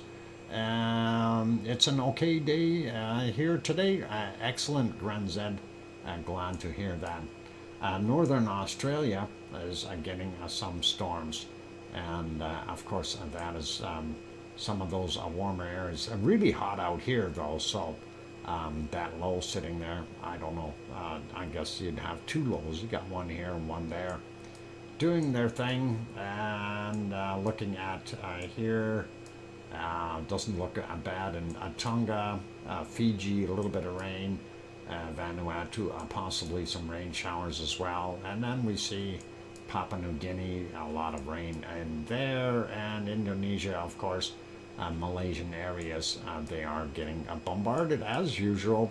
Same thing going up here into Bangkok, they are still getting some rain. and possibly some rain in Manila, in the Philippines, and oh my God, look at that yucky stuff. Sea of Japan full of storms, and down on the bottom end here of China as well, sorry, Japan as well. They're getting nailed. That's in the East China Sea, going all the way into China, of course. Let's see, Hong Kong, where are you? Hong Kong has got to be in here somewhere. Hong Kong is dry, but when we get up here to Shanghai, it is not so good. And Japan, lots of rain. Looking at the northern islands here, I'm surprised it's not snowing there yet. Kamchatka Peninsula, yeah, well, we see the snow. We see that low, and that is Siberian snow. Let's leave that guy alone. Looking at what we see in the Indian Ocean, still doing its thing. And we see that storm has moved up a little bit, and we'll see what happens with this low. May sneak in there and get Madagascar again. But the rainforest, rainy season in South Central Africa, so to be expected. A little bit of rain coming down in the northern portions of our Saudi Arabia, which is probably welcome. Same thing with Iraq. And here is that storm that is sitting there, and that's probably getting Piggy wet as well. She looks like she's getting some rain, and they do need to keep getting that rain to get everything good and soaked. And down here by Sicily, if this low moves over a little bit, we'll get more snow on our wonderful Mount Etna. New Irish Monkland also receiving some rain down on the bottom end where it's warmer, and hopefully it won't be too bad. They do see some rain down in the African area as well. Not sure where this is going to go in the future, or this, but New Irish Monkland looks like it's kind of in the middle as a sandwich. And you know, we always know what Oreos are like. The middle will be the better part. Anyway, looking at Spain and Portugal, nothing until you get up to the northern border. Then we see some scattered stuff through France. Looking at the Alps, we do see Alps are definitely getting snow. Munich looks like some rain there, and then a little bit in Frankfurt, and some spots all the way around Europe or Germany, not so bad. And looking at nothing in Poland, not bad there. Foggy in Belgium, Luxembourg, and Holland, and also foggy in most of England and Wales. Some fog out there in Doolin, but not that much. Anyway, Ireland, so all good. And we see Scotland, some fog too. And going up here, looking at Denmark, definitely some rain happening there.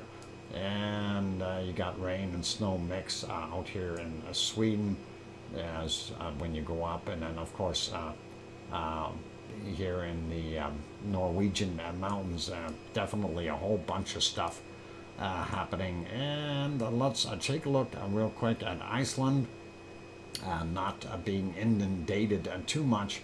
There's some snow down in this area, not bad, but cold for the most part. That high is keeping things drier.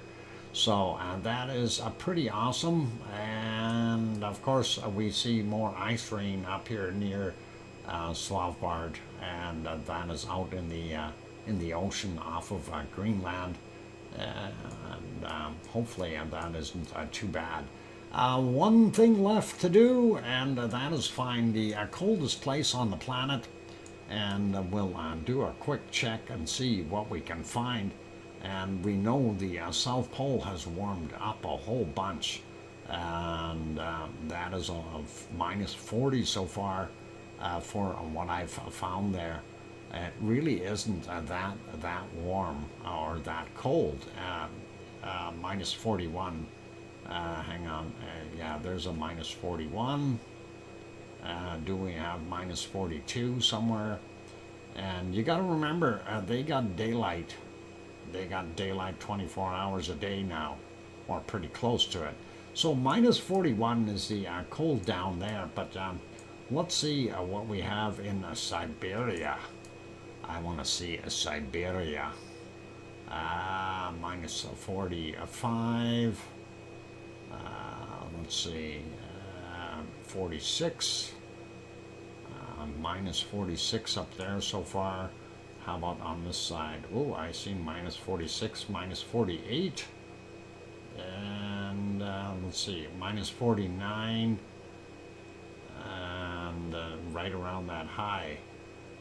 So I don't know, is there a colder right there? I think we might have to go with minus 49. Minus 47, 49. Yeah, I think minus 49 is the one that we keep seeing pop up here, but we don't see anything colder. So let me see if I can get back on it. It's there. We've seen it pop in there a few times. So I'm going to say a minus 49 degrees. There we go. So that's all I've got, and minus 49 degrees Celsius, and that is pretty darn cold, unless there's something colder over here. Minus 47, 48. So yeah, I'm going to leave it. I'm going to go with a minus 49 degrees Celsius for the coldest temperature on the planet. And Doc has minus 49 in the Arctic.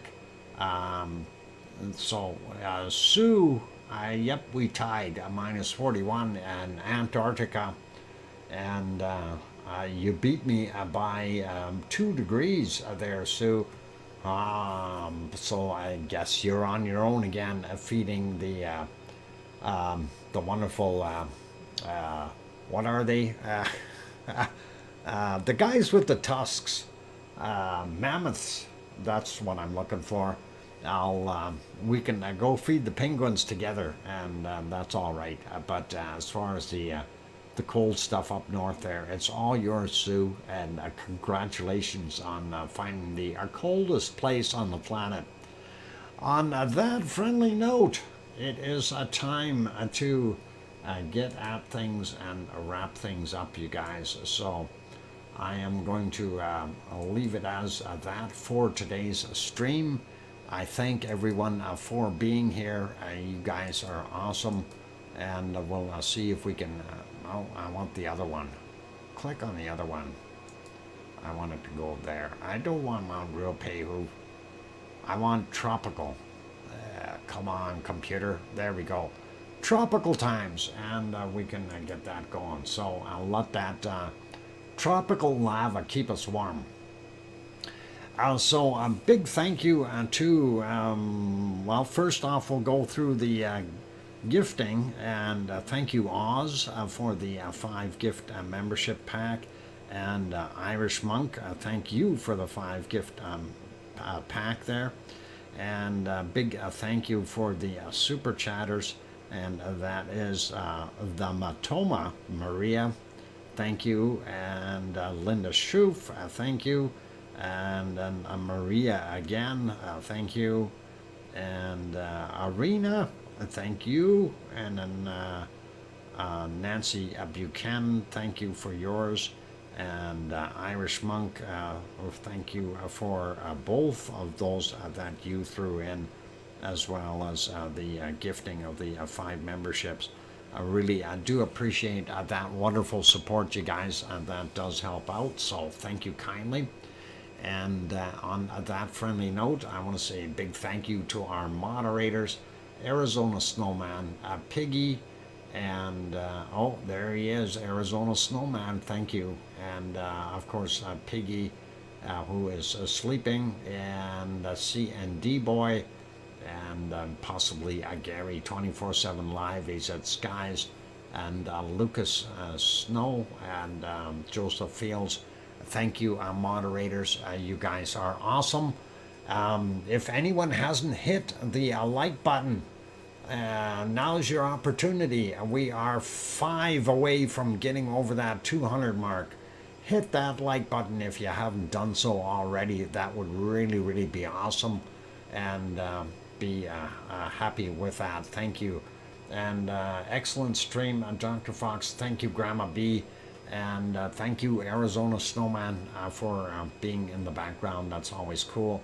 And thanks, Sharon Stewart. I appreciate all of you and the entire Lava family.